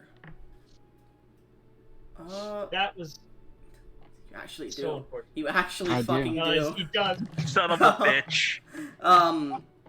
So, as she reaches up and bites into your neck, roll 1d6 plus dexterity, Moros. 4. V, Okrin. Yep. You can spend hit dice to negate damage here. Actually, I have a question. Is this magical or silvered? This is technically magical, yes. Damn it. You can spend a hit dice to reduce the damage by 1. Fucking spend 6 then, I get. Or I'm just gonna spend 4 then. Fuck Okay. it. You lose 4 hit dice at the moment.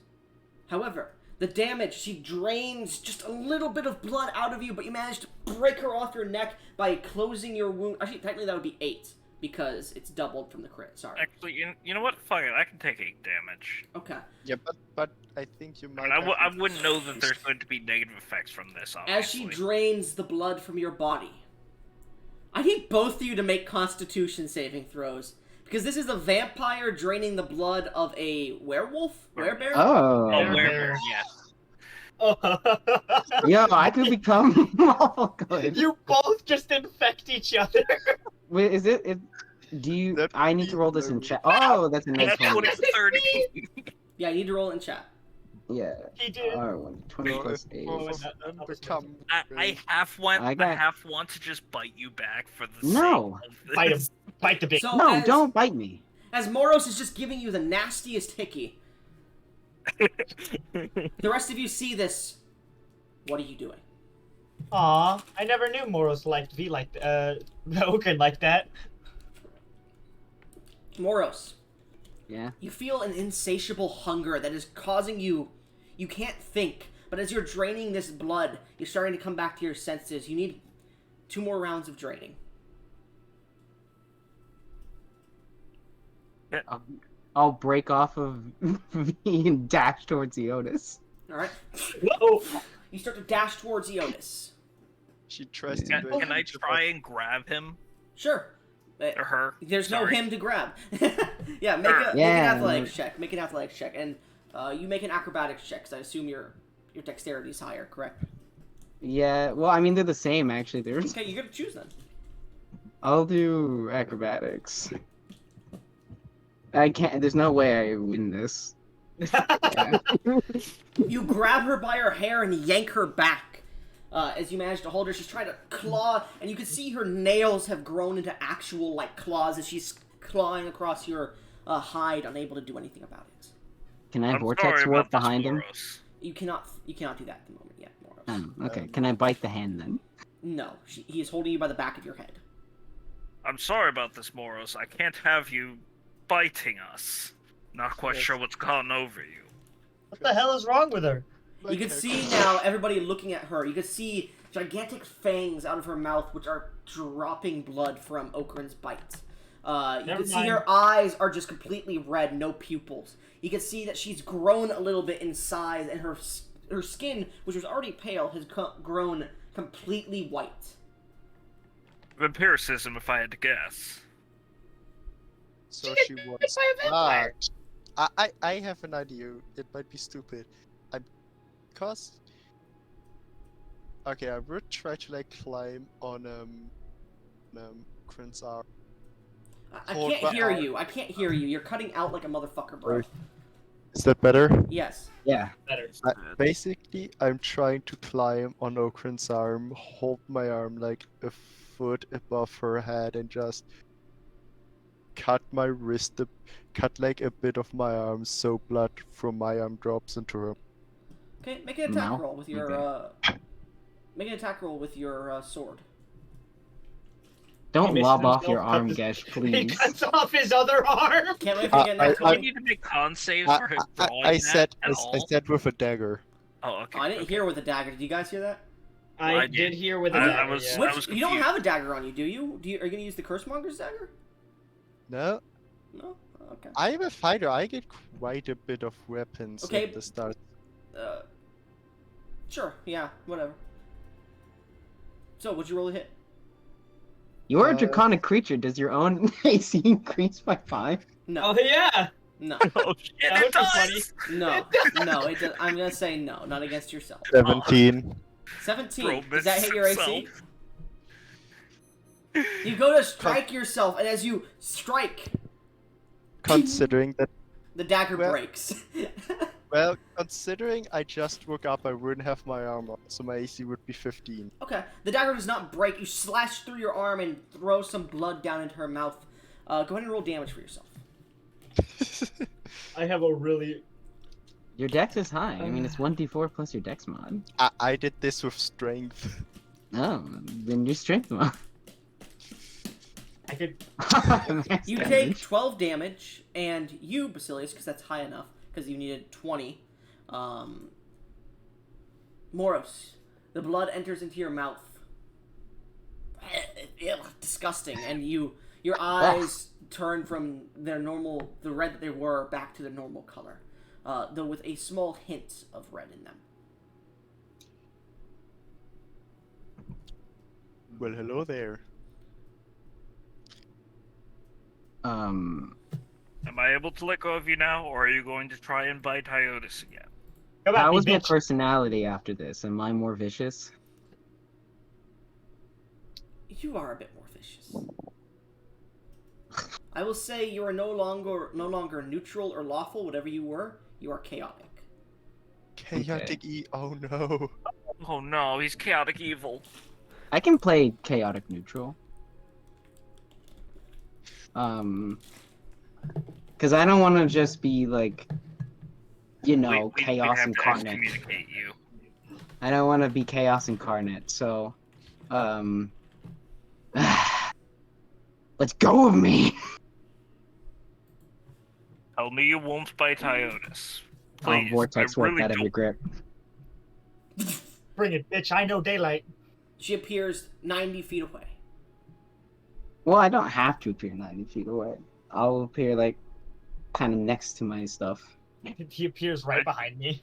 I do apologize for the handling. Just, I can't exactly have you biting Ionis. I'm gonna brush my hair. Could have been a little more gentle. Yes, again, I'm sorry. It's not my fault you were running that fast. I'm gonna be honest with you, Eotis. I didn't even see that shit. I just posted the first one that I saw that was anime, and I was like, what the fuck? Yeah, it's fine. Yeah, I was looking at it, I was like, what the fuck? And then you posted that, I'm like, oh, okay.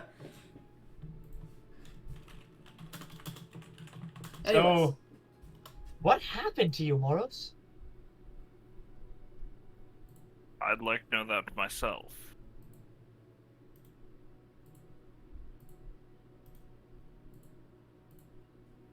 Moros. The correct choice. That doesn't And I'll leave it explain at that. anything. Simply saying the correct choice does not exactly make any sense. Figure it out yourself. And Would- Did it have anything to do with that dagger that was sticking out of you? The quite dagger, clearly which has was something- the dagger, which was on the ground, has rusted and disappeared. It's turned to dust. Guess that's a yes. oh, bravo! Your minds could comprehend something so elementary. And Bitch, I just fed you my blood because I didn't it was want disgusting. To be fair, you aren't exactly the brightest Gesh. It is a surprise you were able to figure it out. Yeah, You yes, said- I don't want to be rude, but she has a point. Well, you say vampires, so I thought maybe giving her blood will help. I'm surprised that it did work, to be Your honest. blood was disgusting, to be honest. Ugh. Hey, it wasn't disgusting. It was like sour cheese. Ugh. Well, you know, That Gesh is- does that like is- to eat garlic a little bit. Ugh. Okay, yeah. Quick Golly, question: the you aren't feeling vampires. any strange effects after consuming my blood, are you? No. Good. Well, you can't have mine, so let's not find out if mine has any effects. I will say, not Eotis, but Okrin, as she's like staring at you all, you notice the red that I was speaking about in her eye. You see some like runic patterns of red that seem to dance around her, the blue. What color are her eyes? Blue? Yeah, they're like ice blue. Dances So no around the ice, like it dances directly around the blue next to the white. Oh, my apologies. No, my eyes are violet. Sorry, the violets around, like basically edging the violets next to the white, creating like this edge pattern. You know, that's what edging is. What? What the fuck? Good. Well, should we just fill a few vials up for you in case you crave some blood in the future?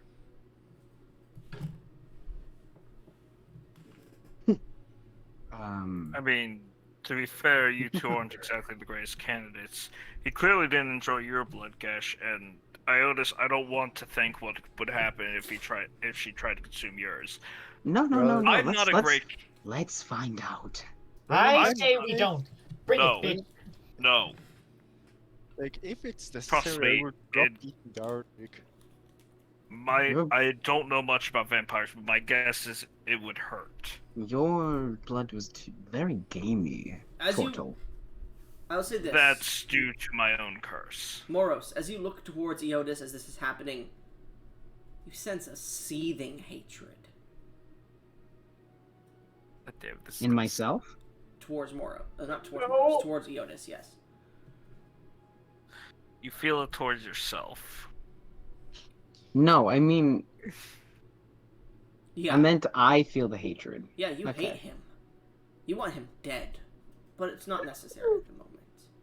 It's bigger fish You get to to fry. you get to live for now. I didn't even do anything to you. yet. By the way, I would fill some vial up with Gesh's blood to give to Morris. I will Because say, I'm quite... as you guys do look at Moros, by the way, Gesh, you don't notice the markings that should have been upon her body. The iridescent markings, they're gone. Get rid of your points, by the way, Moros. You know what that Perfect. Morris is actually super excited about this. Because once you die, you lose those. Oh.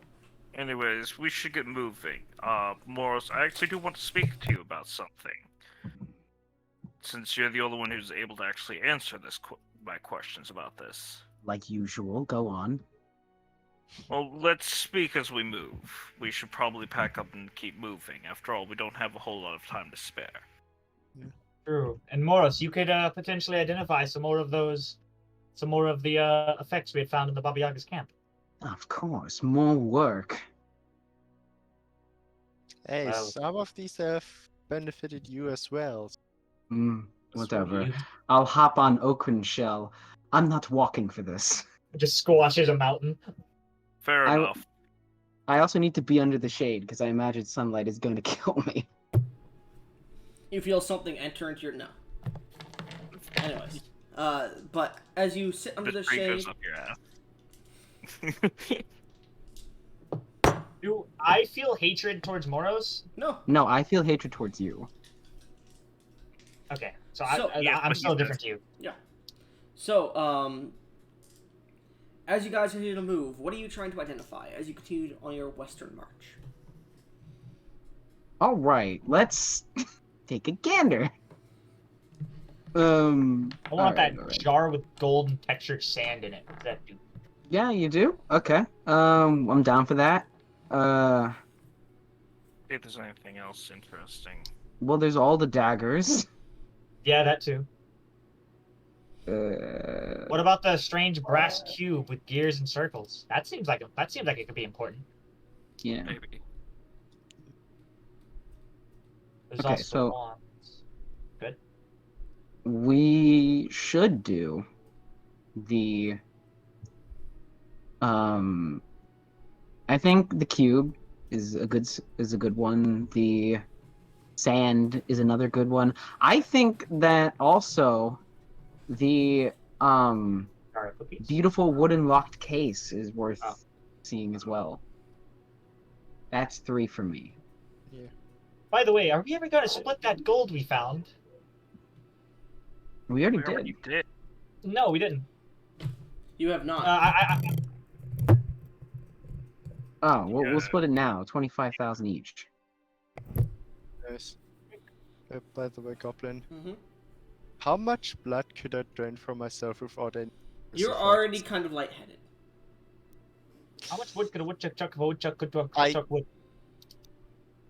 I would give Yeah. up to 30 points of my eternal body to, like, What? help produce more blood. You don't have to do this. I'm fine right now. Right now. I'm But if curious there's another about. situation like before, then you could get out of control fast. Yeah, better prepare than... Better have it and not need it than need it and not have it. Okay. Anyways, so what are you identifying, Basilius? Right now, the first thing I'll identify is the golden sand jar, and I will use a second level identify. This I is did. a jar of celestial ash. Huh? It has. It can be. You can take a pinch of the sand from this jar, and use it to replace material costs for spells that have a gold Oh. cost to them. Oh, You can shit. take a pinch of Pretty this useful. dust and use it as a substitute for spells with material costs that require gold. Any amount? The jar is worth 10,000 gold of ash. Oh, Worth So let's 10k gold. So it can be used for 10 revivifies. It can be used for 10 like animate deads, shit like that. got it.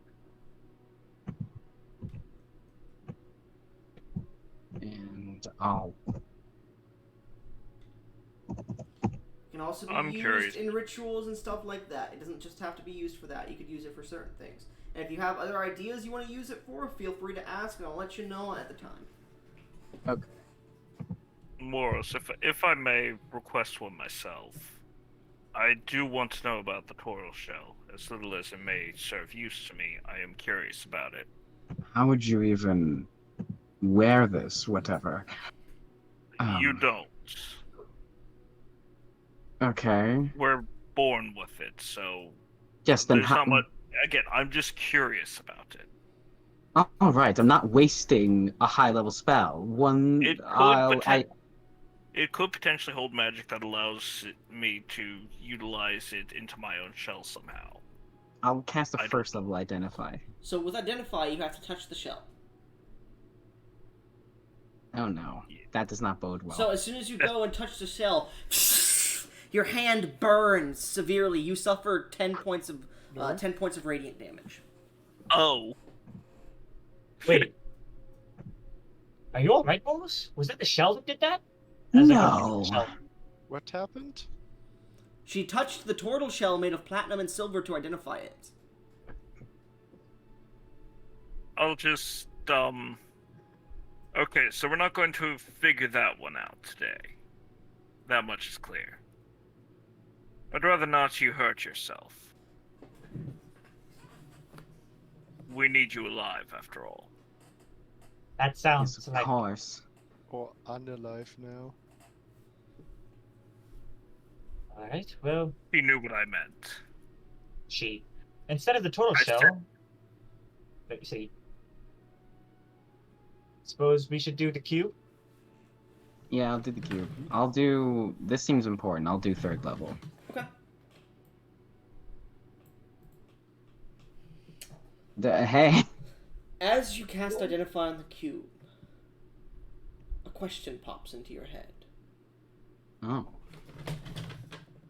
Do you wish to know secrets? Folded Absolutely. upon Sorry. themselves like a knife.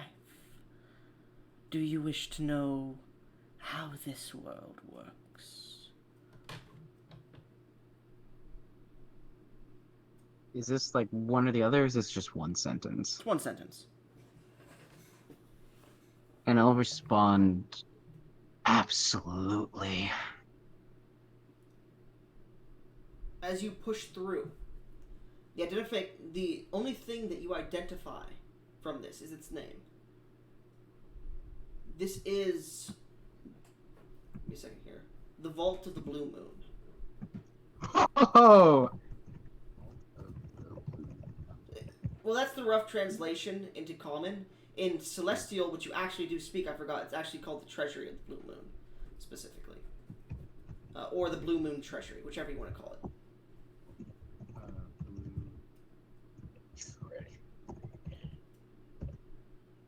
And that's all I pick up?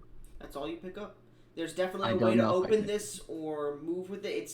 You get the feeling it's extra dimensional. It has multiple forms of magic. It is, as you identify it, you get the feeling you would not be able to understand any of the magics that went into creating this. Mm-hmm.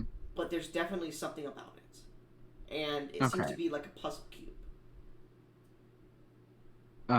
Seems to be a puzzle cube.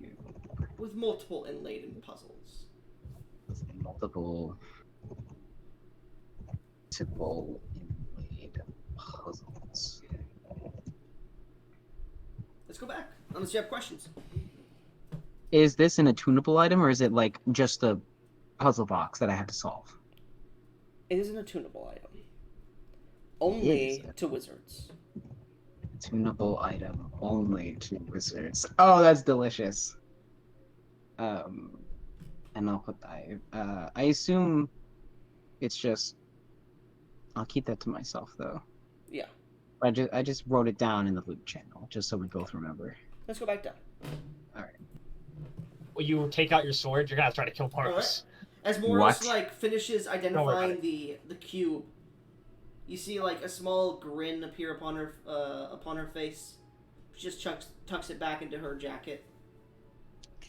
What Care does the to key elaborate do? on what it does? Well, it's useless to all of you. It's only able to be used by wizards. Would you still be so That's kind cool. just tell us? I don't Yes, know what it Dad. does. It's a lie. It's not a lie. I Well, actually it's don't a know what it half. does. It's a half lie. You know the base premises of it. That's why it's a half. I have to find out what it does. It's a series of puzzles. That's And not you a were lie. serious when you said that no one else here could make use of it? Yeah, that was That's not a lie. correct. Huh. By the way, Goblin, Hmm. was the reason why my blood tasted so bad to Morris was because I'm a silver dragonborn specifically? Well, I forgot you were a silver dragonborn. Maybe. It just burns him. If I hope Spicy. not, because my blood is the only one that You're not isn't literally made negative of to her. silver. Yeah, but still, my blood is I- the only one that isn't somehow negative to her. Should- Can I ask something real quick? No. Am I able to try and just hold on to the old turtle shell and try to tune to it maybe You could try that. as we walk? Yeah, we could get to that. Okay. What else do you want to try to identify? I think we should- Yeah, go on. I think we should identify a normal seeming dagger. Yeah, that's It's so fucking suspicious. no. It's so suspicious. Out of a cacophony of super cool fucking shit, there's this thing. We have to figure out what it is. Do we ball fifth Yes, level identify? absolutely. 5th level. It'd be so funny if it's just a completely normal dagger. It would be. Okay, but let's be serious right now. I only have 2 5th level spells for legend lore. That is why I have them. Do Alright, fourth level then. 4th level. 4th level, we're cool with the It's 4th the level. fourth- Yes. It's the 4th dagger. It needs a 4th level spell. 100%. All right. We'll do 4th level identify on the normal seeming dagger. It is, So it's it is a disguised dagger. Oh, fuck yeah. I don't know what that means. Its true form is not revealed until you attempt to attune to it. Dagger Yeah. true form not revealed until attunement is It has a creature type, strangely enough. what? creature type. Shape changer. Shape Oh shit, it's a changer. mimic. I is- go to. Hold on. Is there attunement requirement? Like, do you have to be something? No, but you don't see its true form until you attune to it. Okay. Who of us wants to attune to it? I want to give it I'm a go. currently I doing the want- full shell, man. V's focus on the turtle shell. They don't know what's going on. It's I one of go us to- 3, and I got some cool shit. So if you want it, Eotis, by all means. I go to touch it, and then I remember how the last time I touched one of these daggers, I immediately got stabbed and lost 2 health, like permanently. Mhm. So I give it a poke, make sure it's not gonna do anything weird. It's a normal And then seeming I try- dagger. I try to attune to it. Okay, well, it's gonna take a while to try and attune to it. What else Yep. do you want to identify? Yeah. All right. Let me mark off the spell slot that I used. I did. Okay. Maybe some of the other daggers. Or hear me out here. The small container of cookies. Sure. I'm like really agree. A first level identifying the small jar of cookies. What's not? Is it a jar of cookies or a container of cookies? Container. So, as you are identifying it, you open it up, and inside It's are sewing materials. Damn it! I called it. You did call it. God. You called it is- so hard. This is I knew a, exactly what it is. Guys, please. This is a tailor. This is a plus one. Sorry. This is a greater tailor's kit. If you have tailor's, well, you can gain tailor's tool proficiencies in my game if you wanted to. We could talk about that. But anybody with tailor tool proficiency, when using this item to tailor pants or whatever they're tailoring, gets advantage on the rolls. Okay. We That's have it all on it our is. person. Yeah, you have to have it on your person to do that. And it's So- not so a just tunable clarify, item. It's Goblin. just if you have proficiency in tailor's tools, which is an actual thing in my game. None of you talk about it, so never brought it up. Yeah. But if you have proficiency in tailor tools, which is a thing in my game, and you use this as your like tailor tool thing during tailoring, you get advantage. That's all it is. Very specific. Always the cookie. It's always the cookie containers. Yes, It me? is. Yes, It's me? that one specific cookie Yeah, thing, isn't It is. It is. The blue You wonder why I box. asked? You wonder why I asked if it said Fucking container knew it. or jar? Because that was why. I fucking There's only- knew it. The only other thing that actually had on her person was the extended mason jar filled with the red liquid. But I don't know if we see that as valuable right now. Morris might see it as Probably. valuable if it's blood. Blood. Oh yeah. Extended mason jar filled with red liquid. I do that. will do first level identify. Okay. As you identify, the only thing that pops into your mind is the term blood of the felled god. Oh.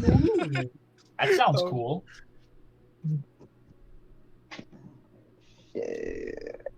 That's all I get. That's all you get. Maybe Alright, I cut- maybe we should have put that blood into that pool that was on the tree, but No, wait for no, that. no. Sorry, it's not felled Well- god, it's sealed god. That's my bad. Sealed god. Oh. Shield God. Oh, Moros might just drink this bitch. Or was that all that came up, or did it seem like That's he all needed that came up. like a higher level of? That's all that came up. It's not. It That's all that doesn't came seem to be a magic item. Oh, Bloody at the daggers. What else do you want to Um, identify? Yeah, we can do the other daggers. We'll do the. Oh wait, is platinum dangerous to me? Platinum is fine. Okay, it was just the okay. Mhm. Because when I touched it, you said platinum and silver, so I was like, is it both of them or is it just yeah? Okay.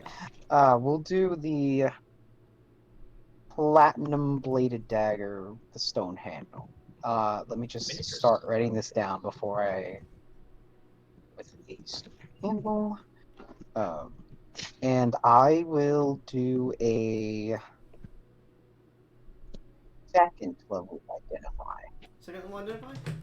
Yeah. All right. This is a holy dagger. Holy dagger. It deals an additional 1d4 radiant damage when you hit a creature with it Additional While you're- 1d4. while you're attuned to it. Wow. Let's give this to a Yodis.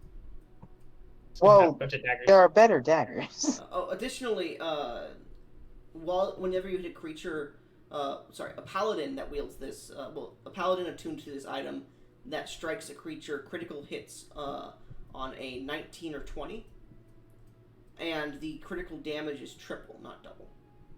If additionally, a paladin tuned to this item that hits with this weapon deals a critical.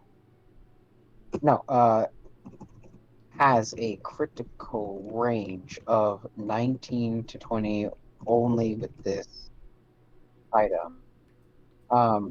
Critical hits dealt will deal triple damage instead of double. Well, we already know who that's going to. Yes. Yeah. Wait, hold on. Yeah, hold on. Sorry, I misread. It's not with the dagger. You can deal the triple damage is with the dagger equipped. The critical range, the triple damage is if you hit with the dagger. The critical range is if you just have the dagger attuned. Additionally, a paladin tuned to this item that hits with Yeah, a so that, weapon has a yeah, that's my bad. Okay. So a paladin attuned to this weapon has a critical range of 19 to 20, and if they hit a creature with this weapon, it deals 3 times damage for the critical hit rather than 2 times. All right, that's Still- pretty cool. Still, I called it that it was made for a Yodis, which is funny.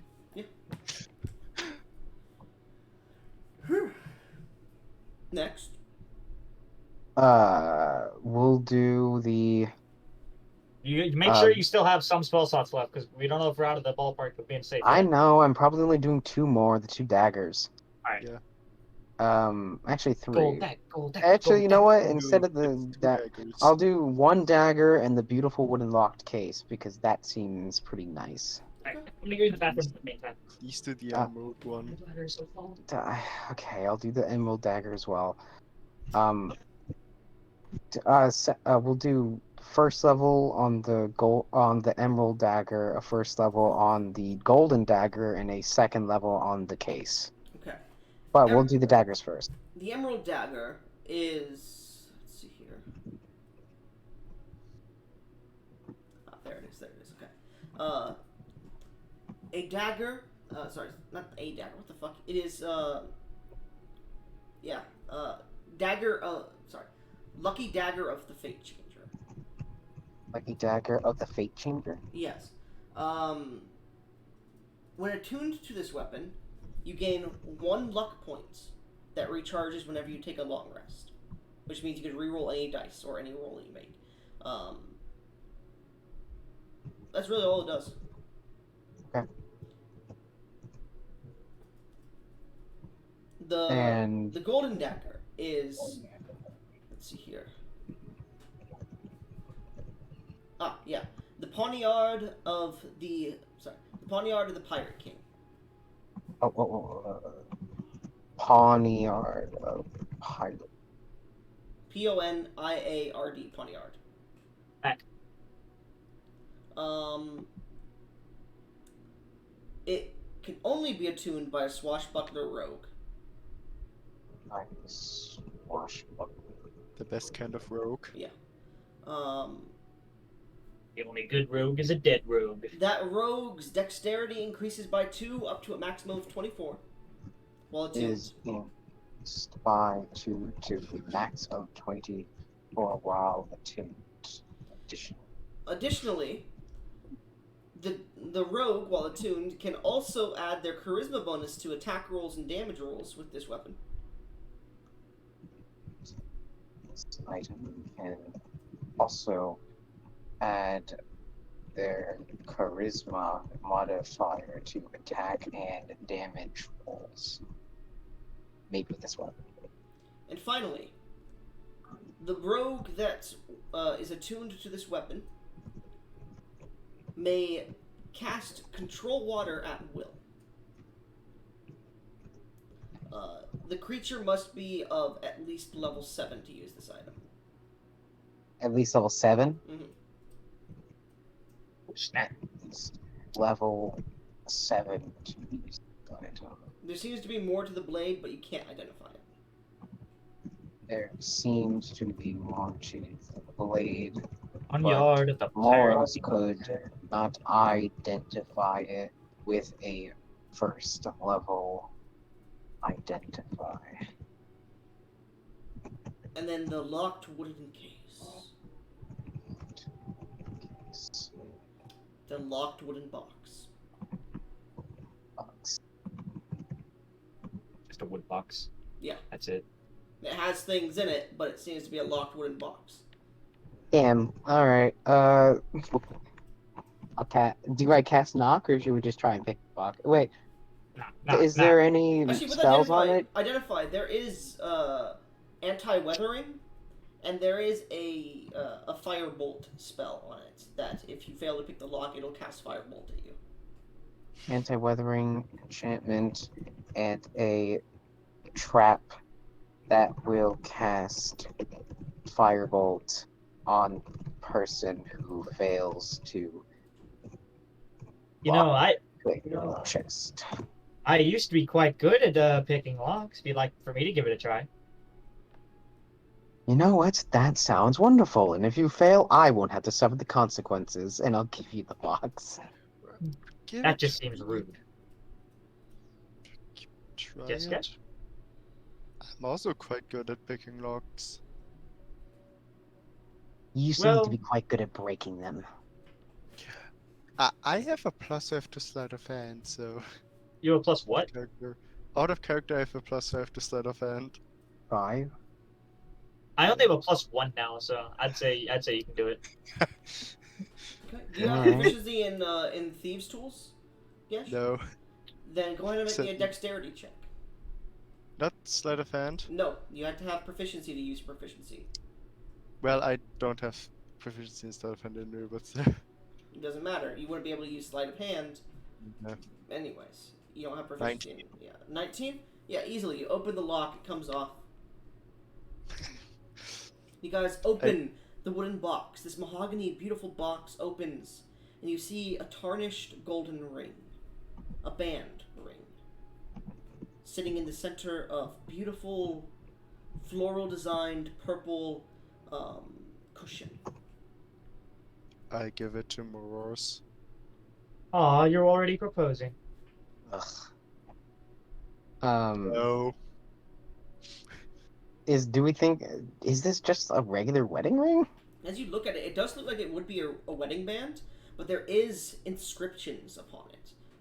What languages do you speak, Moros? A lot. Hold on. Is this Common, supposed primordial, sylvan, draconic, gnomish, undercommon, celestial. It is a mix of celestial and sylvan. As you read it, it seems to be an enchantment on the ring itself. As you rub your hand over it and begin to read the words in their native language, you actually watch as the words themselves seem to grow and shift, and more words seem to appear on it. It seems to be a confession of love from a man named Severin to another fae, an archfey of the past. The ring, celestial, and sylvan words. It basically goes, I, Severin, archfey of the Feywilds, do solemnly swear my undying lord. It's a bunch of bullshit. Describe the undying love of a man named Severin. Severin. Severin. It's similar, but it's an N at the end. And it has a few parentheses. Figure out what those are yourself. It is an archfey it's a ring for an archfey from another archfey. To another arch. I think her name is Ariel or something like that. I can't remember. Shit! I don't remember the name of the archfey specifically. Actually, no. What's... wait, why did you get excited at Ariel? I thought we were talking about Sylvana. Actually, no. Which Now was that I remember, great. no, the name is Sylvana. And you immediately recognize the name Severin in your studies. Severin is the name of the Black Fae, the individual who is responsible for the First Fae War. The law. What was the Sylvana? I can't remember where all the parentheses are. I'm not gonna fucking tell you. You should have it in your notes, Lore Keeper. I do have it in my notes. I just don't want to go look at. Well, you're the Lore Keeper. Fucking hell! All right. Basilius notes NPCs. And you do know the name Sylvana because you have high enough intelligence. That is, I believe, the Great Sage, correct? Yeah, that is the Great Sage. Oh shit. Corwin. Unfortunately, Sylvana's taken. Actually, hold on. No, I'm stupid here. No, Sylvana is the name of the Great Sage. Yeah, you're right. No. I was getting the name mixed up. Let me get my notes here. Yep. I think it's Celera. Yeah, I think it's Celera, but let me just make sure. This is in the notes on one of Big Shot's items that he has, because he has the Vault of Severin. Celera, I believe it is. Let's see. Bill the Blessed.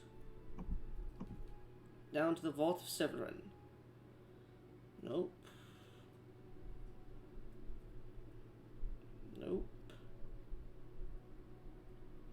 Vault of Severin.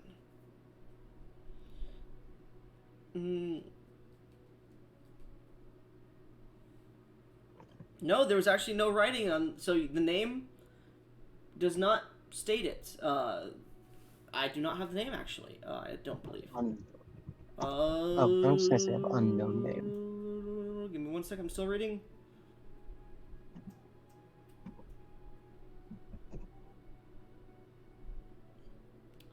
Nope, it doesn't seem so. But it seems to be a. Sorry, I was muted. What? Cool. The ring's writing seems to be a response to a previous gift given to him. Damn. You were sexting. You see like in the text itself it goes, "The gift shall protect me for eternity. and may this not stoke your desires, but keep you warm until I return. Oh, it is. It's a promise or a wedding ring, one of the two.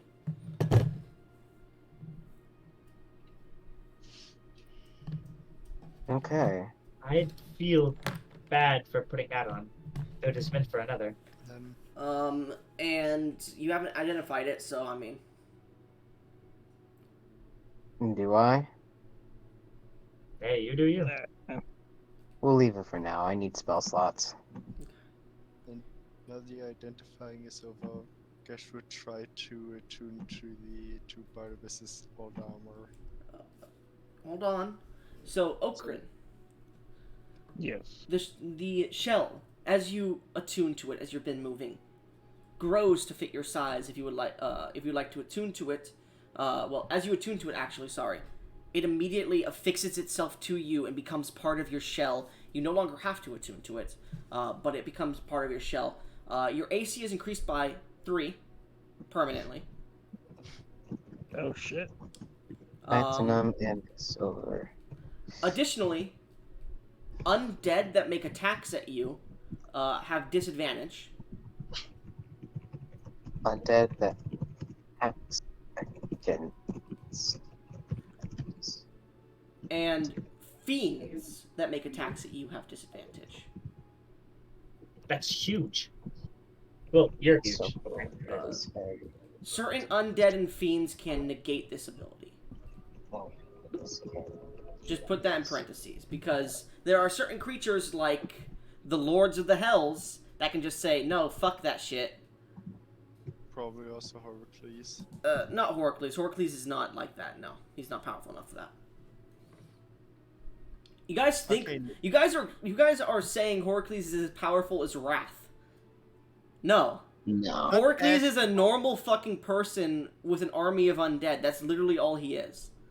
Yeah, but he's still. Yeah, the other guy more wish he was undead as Horacles. a- But still, as a lich, he's still quite powerful. Meanwhile, Eotis, you are attuning to the normal dagger, right? Yep. Does the shell have a name? Okran shell. It is... It seems to have had a name at one point, but because of its unuse, it seems not to remember it unless you wanted to use legend lore. And unfortunately, because you have absorbed it, you do not. It's shells and cheese. I wonder how the world on his back will react to just a bunch of silver and platinum appearing. It's like, damn, we're rich! We're all rich! Well, I'll get to that. Anyways, Hello. the dagger. Its true form reveals to you an eye in the center of it, and its blade instead to be tendrils, almost like a tongue. And you realize, this is a fucking mimic. Damn it. I knew it. I You did call fucking it. Knew it. Is it aggressive? Man, I'm calling it all today. It is. It's gonna make a... No, I'm fucking with you. Oh. It does lick your face. And turn back Oh, into a okay. normal dagger. I'm gonna laugh at the Yodas for this. You don't see that. Only Iotis sees it. Right. So basically, like, you could throw the mimic into a room and be like, go sneak up, and then, like, guards would be like, why is there a dagger on the floor? Time to go take it to the lost and found where we keep all the other magical. Anyways, as you attempt to attune to Barnabas's magical armor, what's your alignment? Neutral good. Alright, hold Neutral on. good. All of us, but Moros are all neutral good. Yeah, I fucking think so, goody yeah. two-shoes. Where's the ancient He armor would've of become- Barnabas? I have it. He would have become neutral good if he had actually failed and became a werebear. It's right. What would that monstrosity I'm even looking be? for it. Where the fuck is it? It's right Of- below the daggers. A vampire werebear? What would that create? A were vampire. Well, Something there's no sexy. way your Something sexy on a full there's- moon. Yeah, there's Oh, no way your absolutely. curse overpowers mine in terms of I would no longer be a vampire. He would. That's impossible. Gesh, you feel as if the armor is rejecting you. Do you attempt to force your way into attunement? Do it, no balls. I don't think you're dumb enough to say no. What? Are you? What would I think would happen if I try this? You'd attune to it. We I know- will try. Fucking Okay. ball. So you guys see like Yeah. Gesh putting on the armor as he's walking, and you guys see it like keep popping up off him. He's like, no, on. It's meant for an elf. And as he puts it on and fixes some of the straps down, make me a charisma saving throw. Yeah. We know You're that within order- Bardavus's aura, so you get the plus whatever. He's not in Yeah, Bardavus's that is- aura. He's No, an he's Iotis Barba- order. Iotis, How that's much my is bad. He went to correct the Barbade. that? How much? Look, your name is too similar to Bardavus for me to accurately say it all the time. What is your aura? Oh, the +4 to the saving throws. And Dirty 20. You guys watch Gesh puts it on. He's like, haha, I've attuned to it. You watch his body shrink in different areas. Gesh, change your race to elf. No! Ah, motherfucker. Oh, wait, that means you're unrecognizable in fucking Draconia. There's no way they know who you are. no. So much just changed from you being an idiot. Well, Yeah, you're still wait, an idiot. wait, now you're an idiot elf. That's hilarious. Yeah, that's so much funnier. After Gesh looks at himself. Morris, please give me the. Please give me. Where's the fucking mirror? No, why would I ever fucking do that? mirror. Oh, so you don't want it to fix your hand, but you. Why would I ever do that? This is so Additionally, you lose. hilarious. Actually, no, you wouldn't lose that. Never mind. Continue. Yes, try taking the armor off. I will try taking the armor off. You can't take it off. Yeah. You're an elf now. If I you wonder how change your blood tastes. if you change your appearance back into a dragonborn, wouldn't the armor just change you back into an elf? That's a good point. Goblin, what? Let's Let me not guess, find the out. DC was 21. Mm-hmm. Oh! For the second time today, I missed the DC by 1. No, At this Gash. point, as you guys have been walking and shooting the shit with each other, you eventually come to a point where the waterfalls begin to pour heavily over. The river falls into heavy rapids. And you can see that you're approaching the edge of Draconia. You're just a few miles off. The sun is beginning to set. And you can see pulling in to the edge of the island, not but a few miles off, a familiar ship to two of you. As you see the Starbreaker. Oh, I recognize it too. You would from the memories. A large ship of dark metal, steel, and iron, fixed with cannon decks. Many of them. It seems to have these large sails made of orange and ethereal energies, of hexagonal energies, almost like magic. And it seems to have these large crystals of bismuth coloration, similar to what you guys saw before, upon its decks. You also see, affixed to its base, floatstone. And as it sits at the edge, waiting for you to approach, you guys have a few miles. Do we have to get back on that thing? What do you mean? Back, you were back? never on it. Well, I wasn't, but for a while I was connected with Othin back when he was still in the party. And he had some sort of Oh yeah, you were mental- connected with him every night, yeah? No, that's not what I meant. Like, I don't want Yeah. you I was to have a night mentally with your Talking boyfriend. enough. I was mentally connected to him for a time being, and I shared in his memories. How sapphic. Okrin and air quotes, yes. Mentally. I And I hate you. Oh, maybe we should kiss and make up. No. No. I like lean over Okrin's shell and kind of peek above his head because I'm still sitting on the back. As you peek your head out and the sun has set at this point, the moonlight feels great upon your skin. Ah. Oh, what's wrong? Does the dark feel nice? Would you like me to cast sunlight I so will we can say- see where we're going? You guys also do see that they've set up camp at the edge of the island near the falls. Everything's great. Yep, Oh, never mind. It's somewhat Morris, happened by now. please tell me you know how to remove curses from someone. What do you mean? I I want mean, to it's get really a curse. That's not a curse, Getch. You're just an elf now. Morris, I can and will slam you down with my sword. Oh. You would Oh. attack me for a mistake? No. Yeah. Oh. Unfortunately, Gesh, I'm not into you like that. Oh, want a tag team? I Right? merely need to draw my sword and you burn up. Look, be careful. Gesh, As you much can... as I hate to say, as much as I hate to say it, as long as he's on my back, I can't exactly let you harm him. Gee. Damn, 3-on-1. Look, Huh. Gesh, I'm just saying, you would attack me for a mistake that you made. How arrogant. Oh, by the way, my Barbarian dagger was a as mimic. blind. Anyways, guess why would you put on that armor? Yes, Whoa, it was can we go clearly back for a rejecting second? you. Can we go You back for a attacked second? Oaken for a mistake you made, so shut up. Hmm? Can we go back for a sec? Did you say that dagger was a mimic? Huh? Oh, yeah. I point the dagger towards him as the blade comes alive and there's tentacles. Yeah, it's a mimic. He's my friend now. I'm not about to be bitten twice in one day. I pat Okun on the shoulder. Don't worry, stranger things have happened. There are countless records of people, quote-unquote, taming displacer beasts. This is no different. Oh, That does not mean I'm not at risk of being bitten. Look, you have a giant shell on your back. It would have to go through a great deal of effort to harm you or bite you in any fashion.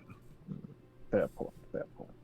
no, please, Morris. I will let you buy me. Please, just if you have the ability to remove curses, just do it. Look, Gesh, I'm being serious. This is not a curse. I can't remove a curse that doesn't exist. Maybe And even if I could, maybe and even someone on the if this Starbreaker was- will know. and Gesh, if even this was a curse, I don't know how to remove curses. You'd have to ask a cleric. Wizards? No, I know. I have seen a wizard do that. I once afflicted myself with another curse and I asked a wizard to help me, and he did. Look, Gesh, I would have to learn how to remove a curse. I don't have that in my spellbook, and I don't know how. I have to study. There may be one in Randolph's. There could be, but it seems to be a list of unfinished personal spells. It's not. You do see one in his spellbook that's called Ray of Cursing. There is Ray of Cursing. If you want a No, curse, I can no, give you no. one. Are you sure?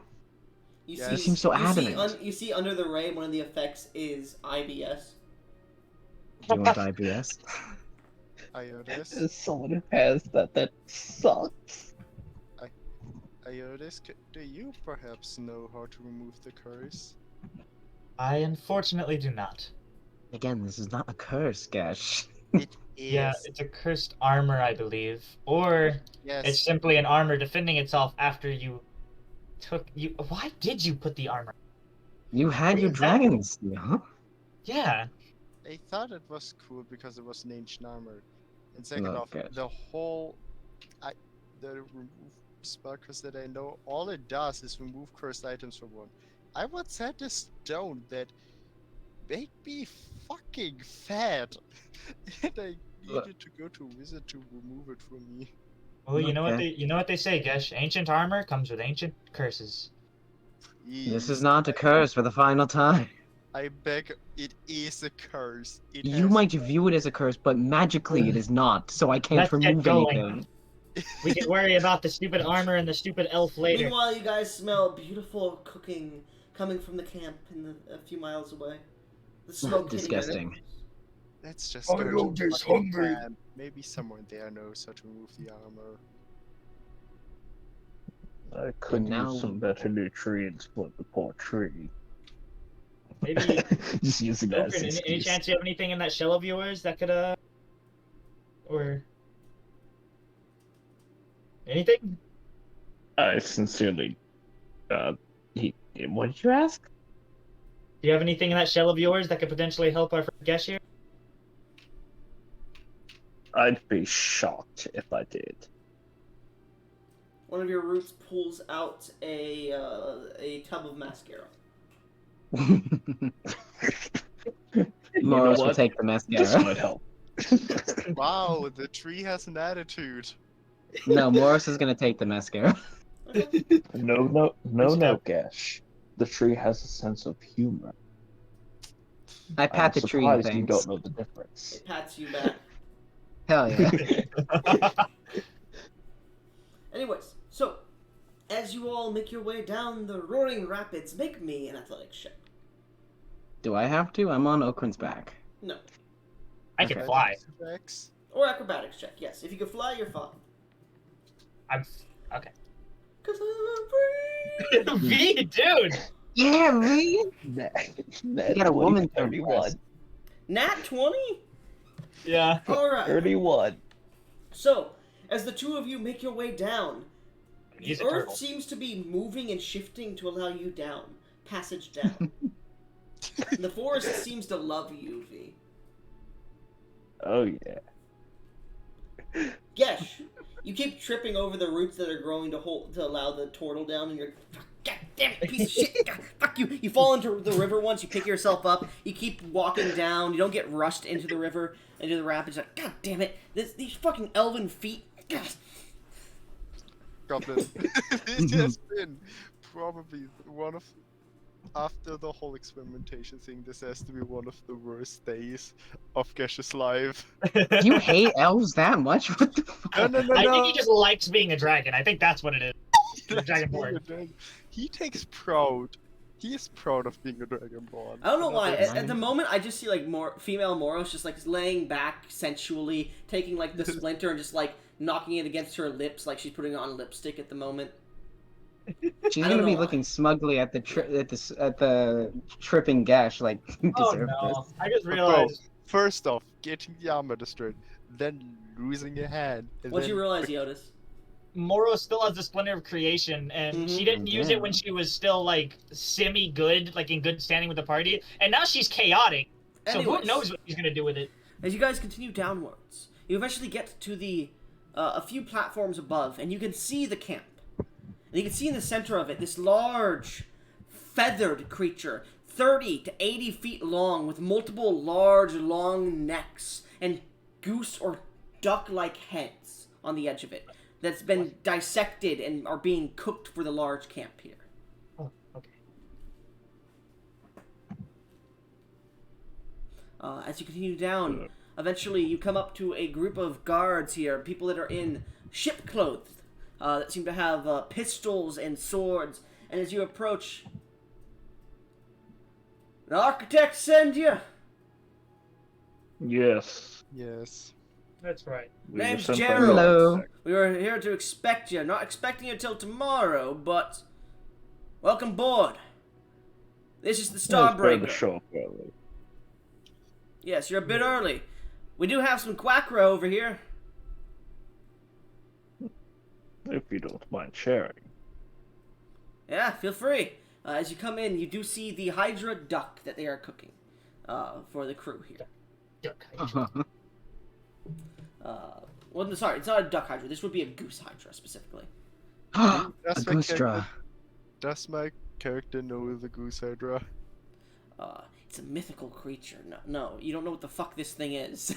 You're like, a goose Hydra? What the fuck is this? I hoped it might be native to Draconia. It might be, but you haven't been this far into the wilds. Draconia is pretty... They stay pretty well to their places. So, as you sit down, you eventually fall asleep for the night, and you awaken the next day, ready to go on your adventure. And that's where we're going to end the session for today. Yeah.